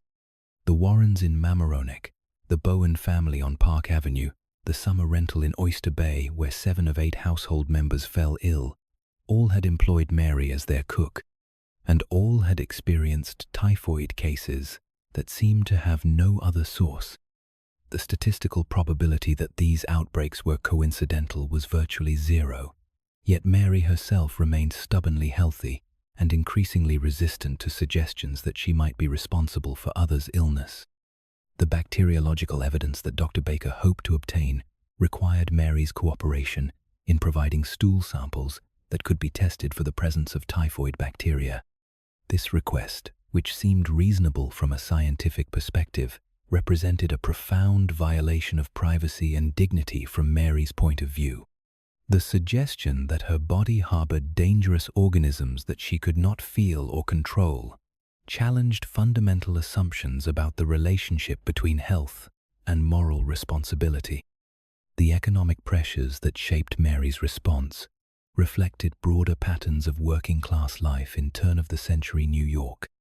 Cooking was the trade by which she supported herself, and the suggestion that she could no longer work in food preparation threatened her with poverty and social displacement. The alternative occupations suggested by health officials, laundry work, cleaning, factory labor, paid significantly less and offered little security for a middle-aged woman with limited formal education. The legal framework for dealing with healthy carriers was virtually non-existent when Mary's case came to light. Traditional public health law assumed that people with contagious diseases would be obviously ill and that isolation measures would be temporary, lasting only until symptoms resolved. The concept of indefinite confinement for someone who appeared perfectly healthy challenged basic assumptions about due process and the limits of government power to restrict individual liberty. Mary's eventual isolation on North Brother Island in the East River represented one of the most controversial public health decisions in American history. The small hospital facility where she spent more than 2 decades was comfortable enough by the standards of the time, but her confinement was essentially unlimited and based on her biological status rather than any criminal behavior. She was provided with a cottage, allowed to keep pets, and given work assisting in the hospital laboratory, but she remained a prisoner of her own immune system's peculiar response to bacterial infection. The scientific understanding of bacterial carriers advanced significantly through the study of Mary's case and others like it. Researchers learned that some individuals could harbor pathogenic bacteria in their gallbladders or other internal organs without developing symptoms, while continuing to shed infectious organisms for months or years after their initial exposure. This discovery revolutionized thinking about disease transmission and led to screening programs for food handlers and healthcare workers in industries where carriers posed particular risks. The development of effective typhoid vaccines provided new options for prevention that reduced the medical significance of carriers while highlighting the social and ethical dilemmas they represented. Military populations, travelers to endemic areas, and people in high-risk occupations could be protected through immunization. But the existence of healthy carriers meant that typhoid could never be completely eliminated through vaccination alone. Water and sewage treatment systems that developed in response to typhoid outbreaks transformed urban public health infrastructure throughout the industrialized world. The recognition that typhoid spread through contaminated water supplies led to massive investments in filtration plants, sewage treatment facilities, and distribution systems that separated drinking water from waste disposal. These improvements prevented thousands of cases of not just typhoid, but numerous other waterborne diseases. Food safety regulations that emerged partly from understanding typhoid transmission established precedents for government oversight of commercial food preparation that persist today. Requirements for health certificates for food handlers, standards for restaurant sanitation, and protocols for investigating foodborne illness outbreaks all reflected lessons learned from cases like Mary's, where individual carriers had caused widespread disease. The antibiotic treatment of typhoid fever, which became available in the mid-20th century, transformed the disease from a frequently fatal condition into a manageable illness, while also providing new tools for eliminating bacterial carriage. Drugs that could clear persistent infections from carriers like Mary offered the possibility of ending isolation without compromising public safety, though they came too late to affect Mary's own situation. Modern typhoid control efforts focus on improving sanitation infrastructure in developing countries where the disease remains endemic, while maintaining surveillance systems that can quickly identify and investigate cases in areas where transmission has been largely eliminated. The lessons learned from Mary's case about the importance of respecting individual rights while protecting public health continue to influence policy discussions about disease control measures. The ethical framework that emerged from debates about Mary's treatment established important precedents for balancing individual liberty with collective safety that remain relevant for contemporary public health challenges. The recognition that indefinite confinement of healthy individuals required extraordinary justification and careful legal oversight became part of the foundation for modern public health law. Dr. Baker's quiet conversation on that Manhattan doorstep represented a turning point, not just in the understanding of typhoid transmission, but in the recognition that effective disease control required addressing social and economic factors that made people vulnerable to both illness and exploitation. The case demonstrated that protecting public health involved more than medical intervention. It required creating conditions where people could cooperate with health authorities without sacrificing their economic security or personal dignity. Mary Mallon's story remains a cautionary tale about the complexity of disease transmission and the need for public health policies that account for both scientific evidence and human rights. Her decades of isolation on North Brother Island serve as a reminder that even well-intentioned public health measures can become forms of injustice when they fail to consider the full humanity of the people they affect. TYPHUS. The delousing station at the refugee camp near Breslau operated around the clock during the bitter winter of 1945. Its steam-filled chambers creating clouds of vapor that rose into the grey sky, like prayers for deliverance from an enemy more persistent than any army. Martha Brennan, a relief worker with the American Friends Service Committee, supervised the careful process of steaming clothes and bedding, while their owners waited in the adjacent bathhouse, scrubbed clean and wrapped in blankets that had been treated with DDT powder until they looked like they were dusted with snow. The refugees who passed through Martha's station carried with them the accumulated trauma of war, the loss of homes, families, and nations, but they also carried smaller, more immediate threats that could kill as efficiently as bullets or bombs. Typhus, the ancient companion of armies and displaced populations, traveled in the seams of clothing and the hair of survivors, waiting for the crowded conditions and poor sanitation that warfare inevitably created to explode into epidemics that could devastate entire populations.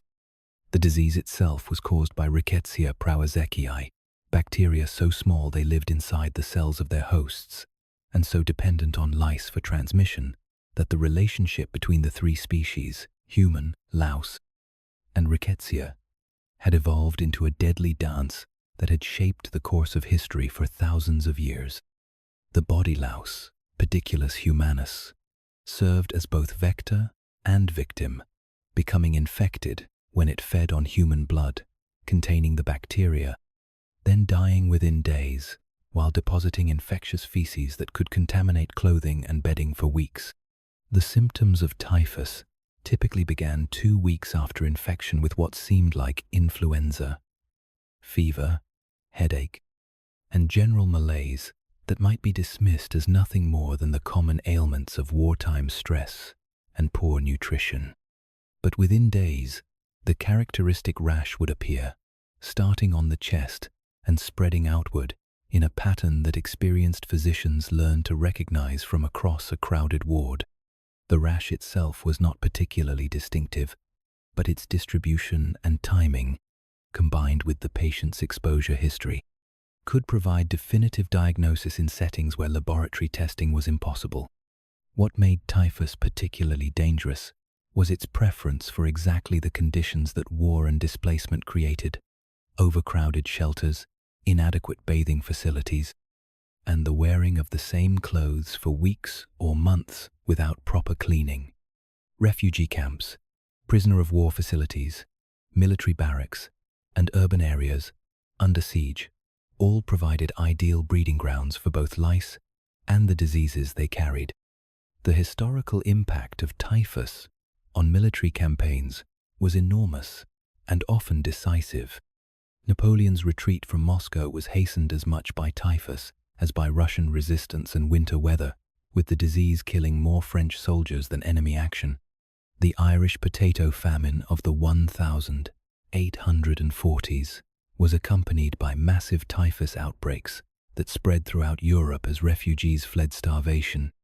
World War I saw typhus epidemics in Eastern Europe that killed millions of civilians and military personnel alike. The development of systematic delousing procedures represented one of the military's most important contributions to public health practice. The recognition that typhus could be prevented by controlling lice populations led to elaborate protocols for cleaning personnel, equipment, and facilities that went far beyond normal sanitation measures. These procedures required not just technical knowledge but organizational discipline and resource allocation that challenged military logistics systems already strained by wartime demands. The steam chambers that Martha supervised used high-temperature, high-humidity conditions that could kill both lice and their eggs, while preserving clothing and personal belongings that refugees could not afford to replace. The process required careful timing and temperature control to ensure effectiveness, while avoiding damage to fabrics, papers, and other items that represented the last remnants of destroyed lives. Personal decontamination procedures developed for typhus control balanced medical necessity with human dignity in ways that reflected broader attitudes toward displaced populations. The requirement that people remove all clothing and submit to thorough bathing and examination could be either a respectful medical procedure or a humiliating ordeal, depending on the training and attitudes of the personnel involved. The introduction of DDT for louse control represented a revolutionary advance in typhus prevention. The insecticide could be applied directly to clothing and bedding, providing protection that lasted for weeks or months, without requiring the extensive infrastructure needed for steam treatment. DDT dusting stations could be established quickly in field conditions, making typhus prevention possible even during active military operations or emergency refugee situations. The mass application of DDT to civilian populations during and after World War II demonstrated both the power and the problems of technological solutions to public health challenges. While the insecticide undoubtedly prevented thousands of cases of typhus and other insect-borne diseases, its widespread use also created environmental problems that would not be fully understood for decades. Prison camps and ghettos established during World War II became epicenters for typhus outbreaks that killed hundreds of thousands of people. The deliberate overcrowding and inadequate sanitation in these facilities created conditions that made epidemic disease almost inevitable, while the systematic denial of medical care ensured that outbreaks, once started, would spread unchecked through vulnerable populations. Medical personnel working in typhus-affected areas faced constant risk of infection despite their understanding of transmission mechanisms.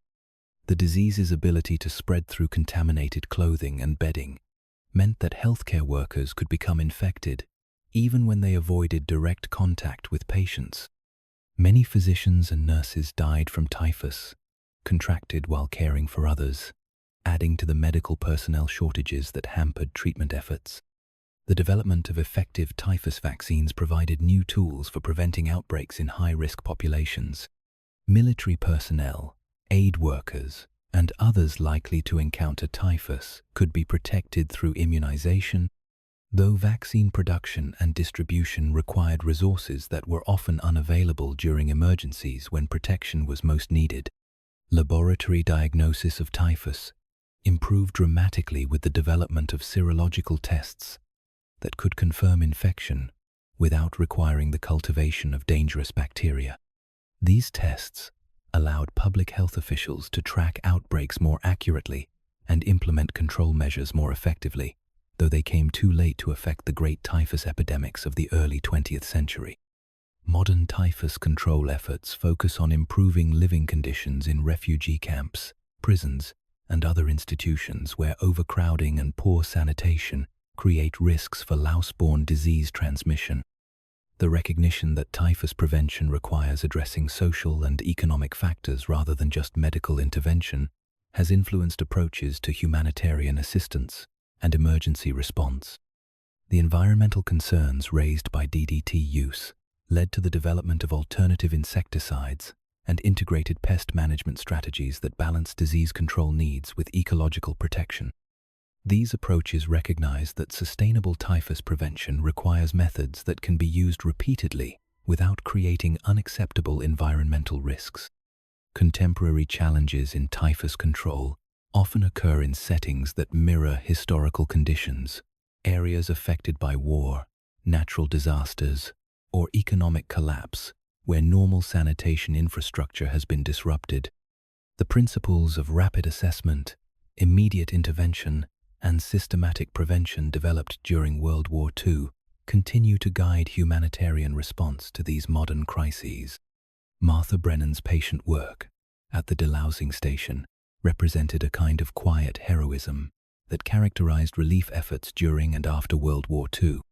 Her attention to preserving the dignity of refugees while protecting them from disease reflected an understanding that effective public health measures must account for both medical necessity and human values. The steam rising from Martha's delousing chambers carried away more than just lice and typhus bacteria. It represented the gradual restoration of health and hope to people who had lost almost everything.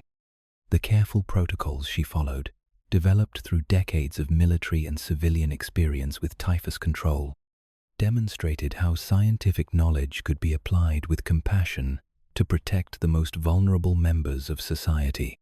The legacy of wartime typhus control extends far beyond the immediate prevention of disease. The organizational methods, technological innovations, and ethical frameworks developed for managing typhus outbreaks became foundations for modern humanitarian assistance and emergency public health response that continue to save lives in crisis situations around the world. Leprosy, HANSEN'S disease. The skilled craftsman João Silva carefully adjusted the small leather tool in his calloused hands, testing the grip and balance as he prepared to return to the woodworking shop where he had learned his trade more than 20 years before. The workshop smelled of sawdust and linseed oil, familiar scents that connected him to a life he had thought was lost forever when the diagnosis of leprosy had sent him to the treatment center outside São Paulo in 1962. Now, in 1975, after years of multi-drug therapy that had finally cleared the Mycobacterium leprae from his system, he was preparing to reclaim his place in a world that had spent centuries learning to fear and exile people like him. The disease that had temporarily separated João from his family and profession was perhaps the most misunderstood and stigmatized condition in human history. Leprosy, known medically as Hansen's disease after the Norwegian physician who first identified its bacterial cause, had been surrounded by fear and superstition for millennia, creating social barriers that often proved more devastating than the medical symptoms themselves. The progression of leprosy was unlike any other infectious disease. Mycobacterium leprae grew so slowly that symptoms might not appear for years or even decades after initial infection. The bacteria had an unusual preference for cooler parts of the body, the skin, peripheral nerves, and nasal passages, where they multiplied at a pace so leisurely that the immune system often failed to recognize their presence until irreversible damage had occurred. The earliest signs of leprosy were subtle and easily dismissed: patches of skin that seemed slightly paler than the surrounding area, or small areas where sensation was diminished. These changes might be so gradual that patients themselves remained unaware of them for months or years.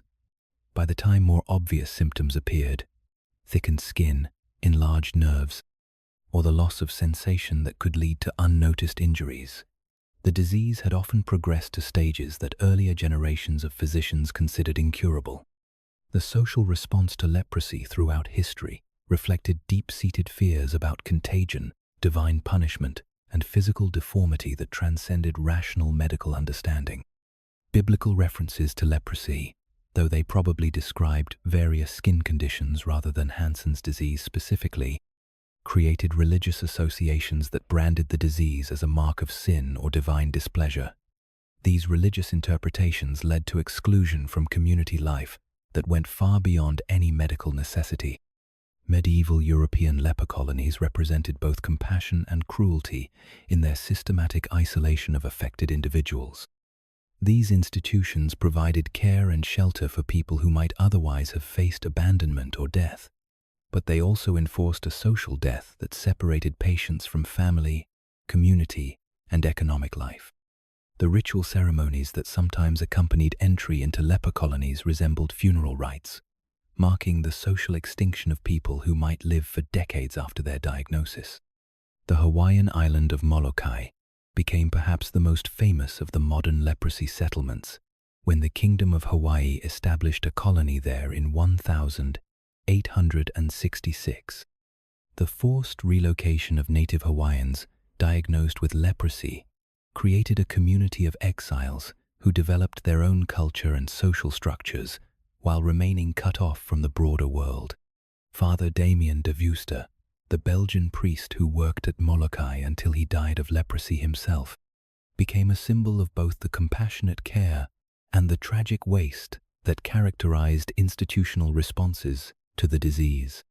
The scientific understanding of leprosy transmission advanced slowly because the bacteria could not be grown in laboratory culture, and the disease seemed to affect humans almost exclusively. Researchers eventually discovered that armadillos could be infected with M.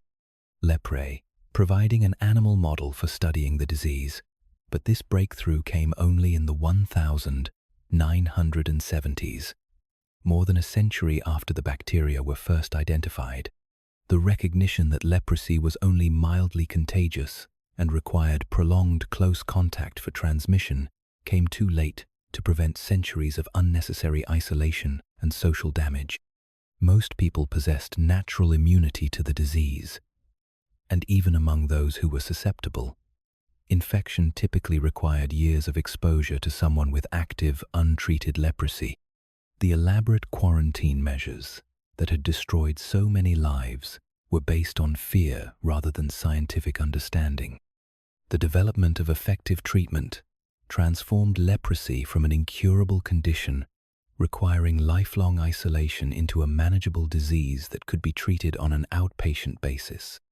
Sulfone drugs introduced in the 1940s could arrest the progression of the disease, while combination chemotherapy developed in the 1960s could cure most cases completely. These medical advances made continued isolation medically unnecessary, though social attitudes changed more slowly than scientific knowledge. The World Health Organization's multi-drug therapy program, launched in the 1980s, provided standardized treatment regimens that could cure leprosy reliably while preventing the development of drug resistance. The program also supplied medications free of charge to all countries with endemic leprosy, removing economic barriers to treatment that had prevented many patients from receiving appropriate care. The campaign to eliminate leprosy as a public health problem achieved remarkable success, reducing the global prevalence from more than 5 million cases in the 1980s to fewer than 200 today. This achievement required not just medical treatment, but also education programs that addressed the stigma and discrimination that prevented people from seeking diagnosis and treatment. The persistence of leprosy stigma in many communities demonstrated how social attitudes could outlive the medical conditions that originally justified them. People cured of leprosy often continued to face discrimination in employment, housing, and social relationships based on their disease history rather than any current health risk. These experiences highlighted the need for anti-discrimination laws and education programs that addressed social as well as medical aspects of disease control. Modern leprosy control efforts focus on early case detection and treatment to prevent the nerve damage and deformities that historically made the disease so feared. Community health workers trained to recognize early symptoms can provide treatment before irreversible damage occurs, while rehabilitation programs help people with existing disabilities maintain independence and economic productivity. The integration of leprosy services into general healthcare systems represented an important shift away from the specialized institutions that had historically isolated affected individuals. This integration helped reduce stigma by treating leprosy as a medical condition rather than a special social problem, while also improving access to care by using existing healthcare infrastructure. Research into leprosy prevention has been complicated by the slow progression of the disease and the difficulty of identifying people at risk before symptoms appear. Vaccination trials have shown some promise, but the development of an effective leprosy vaccine remains a challenge that requires long-term studies and substantial resources. The historical experience of leprosy colonies provided important lessons about the unintended consequences of well-intentioned public health measures.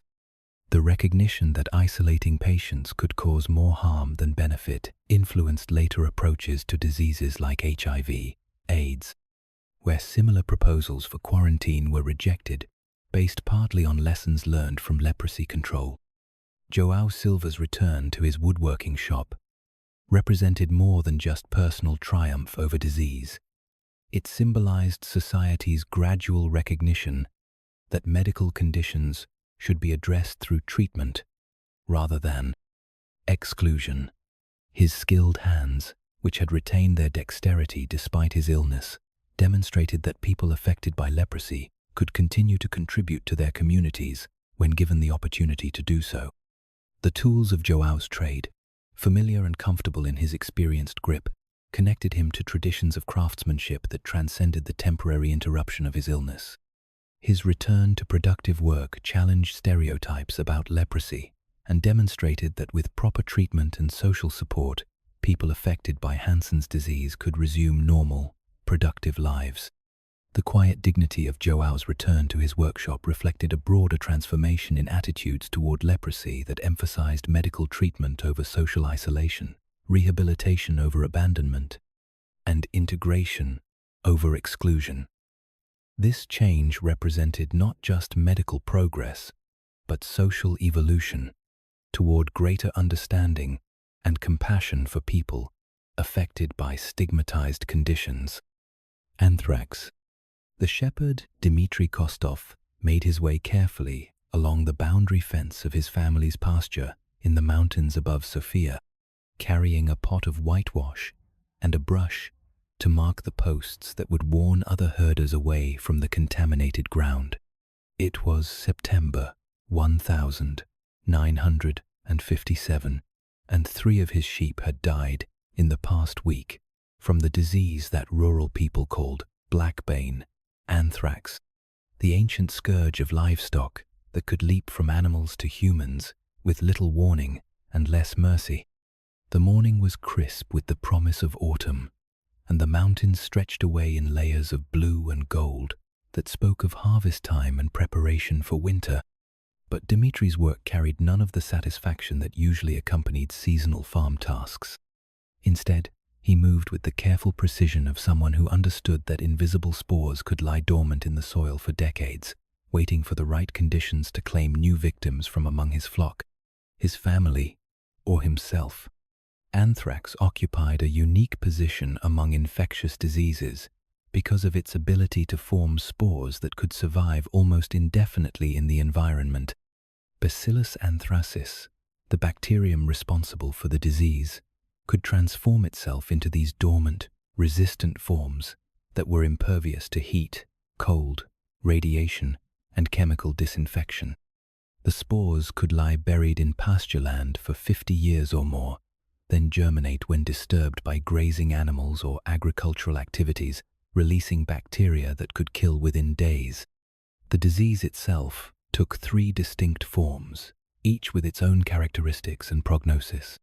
Cutaneous anthrax, the most common variety, typically resulted from handling infected animal products like wool, hair, or hides. The infection began as a small, itchy bump that resembled an insect bite, then developed into a characteristic black eschar, surrounded by significant swelling. Despite its dramatic appearance, cutaneous anthrax rarely proved fatal when treated appropriately. Gastrointestinal anthrax, caused by eating undercooked meat from infected animals, was both rarer and more serious. The disease produced severe abdominal pain, bloody diarrhea, and systemic toxicity that could prove fatal even with modern medical treatment. This form of anthrax was most common in developing countries, where meat inspection was inadequate and cooking practices might not eliminate bacterial spores. Inhalational anthrax, the deadliest form, occurred when spores were breathed into the lungs, where they germinated and produced toxins that could kill within days. This variety was historically known as wool sorter's disease because it affected workers who processed wool, hair, and other animal fibers in poorly ventilated facilities. The initial symptoms resembled a common cold, but the disease's rapid progression often led to death before effective treatment could be initiated. The occupational patterns of anthrax infection reflected its intimate connection with animal agriculture and processing industries. Farmers, veterinarians, butchers, tanners, and workers in textile mills that processed animal fibers all faced elevated risks of exposure. The disease's association with these trades led to some of the earliest industrial hygiene measures designed to protect workers from occupational health hazards. The wool sorter's disease. Outbreaks in 19th-century textile mills demonstrated how industrial processes could concentrate and amplify natural disease risks. Mills that processed imported wool, hair, and hides often contained high concentrations of anthrax spores that became airborne during carding, combing, and other preparation processes. Workers in these facilities faced cumulative exposure that made inhalational anthrax an occupational disease rather than an occasional accident. Robert Koch's work with anthrax in the 1870s established fundamental principles of bacteriology that influenced the entire field of infectious disease research. His demonstration that specific bacteria caused specific diseases, his development of methods for growing bacteria in pure culture, and his articulation of the criteria for proving bacterial causation all emerged from studies of anthrax and its spore-forming characteristics. The development of anthrax vaccines for both animals and humans represented important milestones in preventive medicine. Louis Pasteur's successful vaccination of sheep and cattle in the 1880s provided dramatic proof that bacterial diseases could be prevented through immunization, while also demonstrating the commercial value of veterinary vaccines for protecting agricultural investments. Military interest in anthrax as a potential biological weapon reflected both its lethality and its stability in spore form. Several countries developed anthrax weapons during the 20th century, recognizing that spores could be dispersed over wide areas and remain viable for extended periods. The 2001 anthrax letter attacks in the United States demonstrated how even small quantities of weaponized spores could cause widespread fear and disruption. Modern anthrax control efforts focus primarily on veterinary vaccination programs that protect livestock and reduce human exposure risks. Most developed countries have eliminated anthrax from their domestic animal populations through systematic immunization, though the disease remains endemic in many parts of Africa, Asia, and the Middle East, where veterinary services are limited. Agricultural practices that reduce anthrax transmission include proper disposal of animal carcasses, vaccination of livestock, and quarantine measures that prevent the movement of infected animals. The recognition that buried carcasses could contaminate pastureland for decades led to regulations requiring cremation or other disposal methods that would destroy spores completely. Industrial hygiene measures developed for preventing occupational anthrax included improved ventilation systems, protective equipment for workers handling animal products, and sterilization procedures for imported materials that might harbor spores. The virtual elimination of wool sorter's disease in developed countries reflected both better working conditions and the decline of industries that processed high-risk animal materials. Emergency response plans for bioterrorism events often focus on anthrax because of its stability, lethality, and potential for aerosol dissemination. Public health agencies maintain stockpiles of antibiotics and vaccines while developing protocols for rapid diagnosis and treatment of inhalational anthrax cases that might result from deliberate attacks. The persistence of anthrax, spores in the environment, creates long-term challenges for areas where the disease has been endemic or where contamination events have occurred. Decontamination efforts can be enormously expensive and may require years to complete, while affected areas may need to remain off-limits for extended periods to prevent continued exposure. Dimitri's careful marking of contaminated pasture reflected traditional knowledge about anthrax behavior that had been passed down through generations of livestock herders. His understanding that the disease could emerge from the soil itself, that it could affect both animals and humans, and that prevention required long-term vigilance rather than short-term treatment, represented folk wisdom that often preceded scientific understanding by centuries. The whitewash that Dimitri applied to fence posts served as a simple but effective communication system that warned other herders about invisible dangers. His methodical marking of the boundary between safe and contaminated ground demonstrated how rural communities developed practical approaches to disease control that balanced economic necessity with public health protection. The autumn light that illuminated Dimitri's work carried both the beauty of the changing season and the harsh realities of agricultural life where disease, death, and economic loss were constant companions. His quiet competence in marking dangerous areas reflected a lifetime of experience with the unpredictable challenges that faced people who worked closely with animals and the land.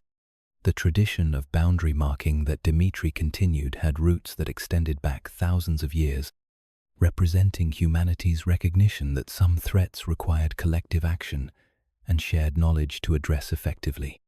His careful work ensured that other herders would understand the risks they faced and could make informed decisions about protecting their own animals and families.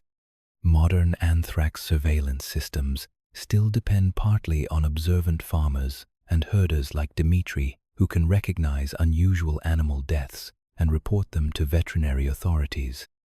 The network of rural knowledge and urban expertise that makes effective disease control possible reflects the same cooperation between local experience and scientific understanding that Dimitri represented in his careful marking of contaminated ground, gas gangrene, in the pre-dawn darkness of a field hospital 3 miles behind the Somme front. Major Dr. Henry Sinclair arranged his surgical instruments with the methodical precision of a man who understood that speed and sterility were the only weapons he possessed against an enemy more relentless than German artillery. The canvas walls of the operating theatre glowed with the warm light of pressurized gas lamps, while outside, the distant rumble of guns provided a constant reminder that more wounded would arrive with each barrage, carrying with them not just the obvious trauma of shell fragments and rifle bullets, but the invisible threat of gas gangrene that could kill as efficiently as any weapon forged by human hands. The basin of carbolic acid solution that Dr. Sinclair used to disinfect his instruments reflected the harsh electric lighting in ripples that seemed to mirror his own exhaustion after 36 hours of continuous surgery. Each scalpel, each set of forceps, each bone saw had to be cleaned and sterilized between cases, not just to prevent common infections, but to eliminate the spore-forming bacteria that turned battlefield wounds into sites of rapid tissue destruction. Clostridium perfringens and its related species had evolved in the soil over millions of years, developing the ability to thrive in the oxygen-free environment of deep wounds while producing toxins that could destroy muscle, blood vessels, and connective tissue with terrifying speed. Gas gangrene announced itself with symptoms that experienced battlefield surgeons learned to recognize within hours of wounding. The characteristic foul-smelling discharge, the crepitus caused by gas bubbles forming in infected tissue, and the bronzing of skin that marked advancing necrosis, all signaled a surgical emergency that required immediate and radical intervention. The disease progressed so rapidly that tissue that appeared healthy in the morning could be black with necrosis by evening, while systemic toxicity from bacterial products could cause shock and death even before local tissue destruction became extensive. The name gas gangrene reflected the disease's most distinctive characteristic, the production of hydrogen and other gases by bacteria metabolizing muscle and connective tissue in the absence of oxygen. These gases created a crackling sensation when infected areas were touched, a sound that battlefield medics learned to fear because it usually indicated that amputation was the only treatment option likely to save the patient's life. The soil of northern France and Belgium, churned by millions of artillery shells and fertilized by countless horse carcasses and human bodies, had become ideal breeding ground for clostridial bacteria. Every wound contaminated with this soil carried the potential for gas gangrene, while the massive tissue destruction caused by high explosive shells created exactly the kind of oxygen-poor environment where these bacteria thrived. The time pressure that characterized gas gangrene treatment challenged every aspect of military medical organization. Unlike other battlefield injuries that could wait for evacuation to better-equipped hospitals, gas gangrene required immediate surgical intervention, often under primitive field conditions. The choice between attempting limb salvage and performing immediate amputation had to be made within hours of wounding, often based on limited information and in circumstances where delay meant certain death. The psychological impact on surgeons was enormous. Dr. Sinclair and his colleagues faced daily decisions about amputating healthy-appearing limbs based on subtle signs of infection that might not be obvious to less experienced observers. The knowledge that conservative treatment often led to death, while radical surgery might save life at the cost of permanent disability, created moral burdens that many physicians carried for the rest of their careers. The development of surgical techniques for managing gas gangrene reflected both medical innovation and grim necessity. Surgeons learned to make much wider excisions than would normally be required, removing not just obviously infected tissue, but generous margins of healthy-appearing muscle and fascia that might harbor dormant spores. The principle of aggressive debridement, cutting away all questionable tissue, regardless of functional consequences, became standard practice that saved thousands of lives while creating thousands of amputees. Antiseptic irrigation techniques developed for gas gangrene treatment involved flooding infected wounds with solutions of hydrogen peroxide, iodine, or other chemicals that could provide oxygen to tissues while killing anaerobic bacteria. These procedures were painful and often damaging to healthy tissues, but they could halt the progression of infection when performed early and aggressively enough. The triage decisions forced by gas gangrene cases revealed harsh realities about medical resource allocation during mass casualty events. Patients with advanced gas gangrene often received low priority for evacuation and treatment because their prognosis was poor even with aggressive intervention. These decisions, though medically rational, created emotional and ethical dilemmas for medical personnel who had to choose which wounded soldiers received their limited time and resources. Preventive measures developed for gas gangrene included careful wound cleaning, rapid surgical treatment of penetrating injuries, and the development of improved bandaging techniques that could exclude soil and other contaminants from fresh wounds. Military medical services learned that prevention was far more effective than treatment, leading to changes in battlefield first aid that emphasized immediate wound care over rapid evacuation. The recognition that gas gangrene required anaerobic conditions led to surgical techniques that emphasized leaving wounds open to air rather than closing them immediately.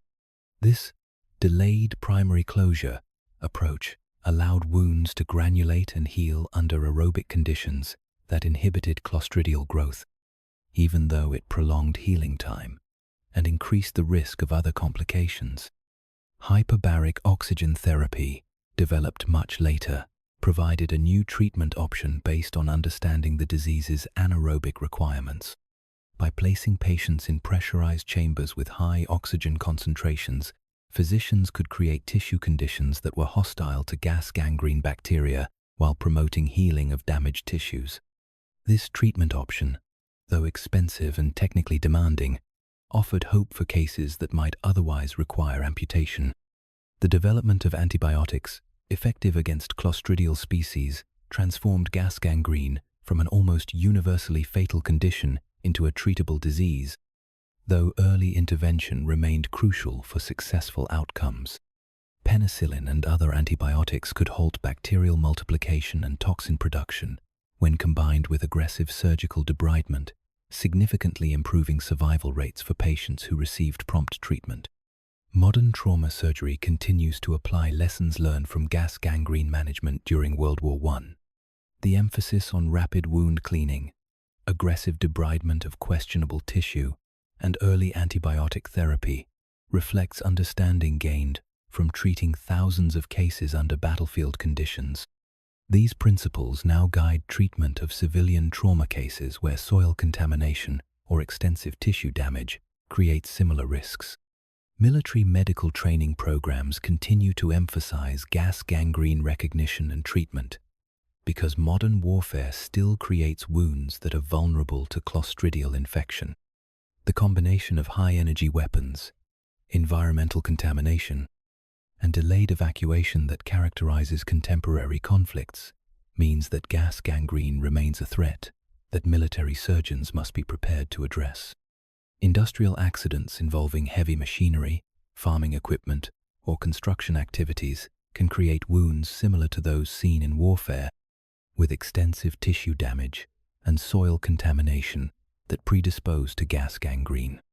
Civilian emergency medical services have adapted military protocols for managing these cases, emphasizing rapid surgical consultation and aggressive initial treatment. The psychological legacy of gas gangrene extended far beyond its immediate medical impact. Soldiers who survived the disease often faced lifelong disabilities from amputations or extensive tissue loss, while medical personnel carried memories of making life-altering decisions under impossible time pressure. These experiences influenced military medical organization and training for subsequent conflicts. Dr. Sinclair's methodical preparation of his surgical instruments represented more than just medical technique. It embodied the discipline and precision required to fight an enemy that showed no mercy for hesitation or half measures. His understanding that sterilization and speed were equally important reflected hard-won knowledge about a disease that punished any compromise with standards or procedures. The gas lamps that illuminated Dr. Sinclair's work cast shadows that seemed to dance with the urgency of his mission.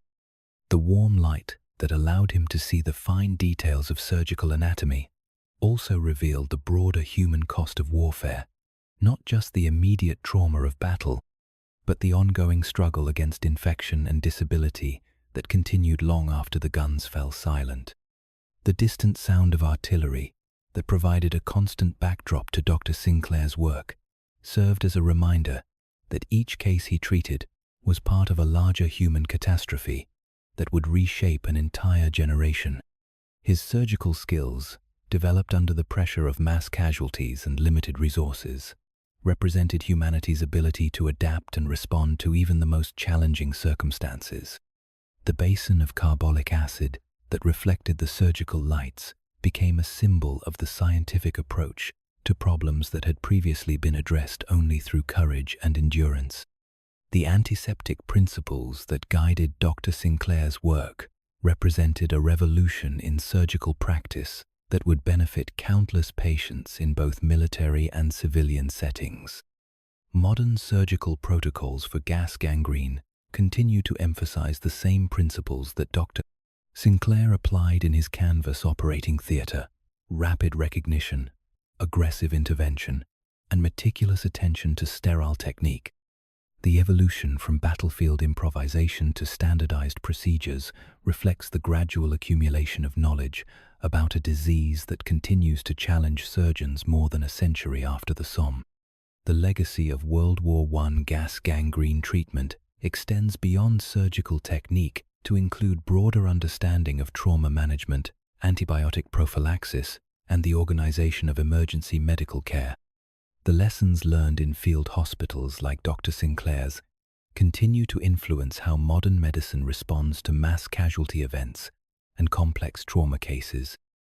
The quiet competence that Dr. Sinclair brought to his work under impossible conditions exemplified the best traditions of military medicine. The commitment to healing even in the midst of destruction, the application of scientific knowledge under extreme pressure, and the recognition that saving individual lives was a victory against the broader forces of death and devastation that warfare unleashed. The sterile field that Dr. Sinclair created around each patient represented a small zone of order and hope in the chaos of warfare. His careful attention to surgical detail, maintained despite exhaustion and emotional stress, demonstrated how professional standards could be upheld even when everything else seemed to be falling apart. The success of Dr. Sinclair's treatment methods, measured not just in lives saved but in limbs preserved and functions restored, provided evidence that human skill and dedication could triumph over even the most challenging medical conditions. His work in that field hospital near the Somme became part of the foundation for modern trauma surgery that continues to save lives and restore function for patients around the world.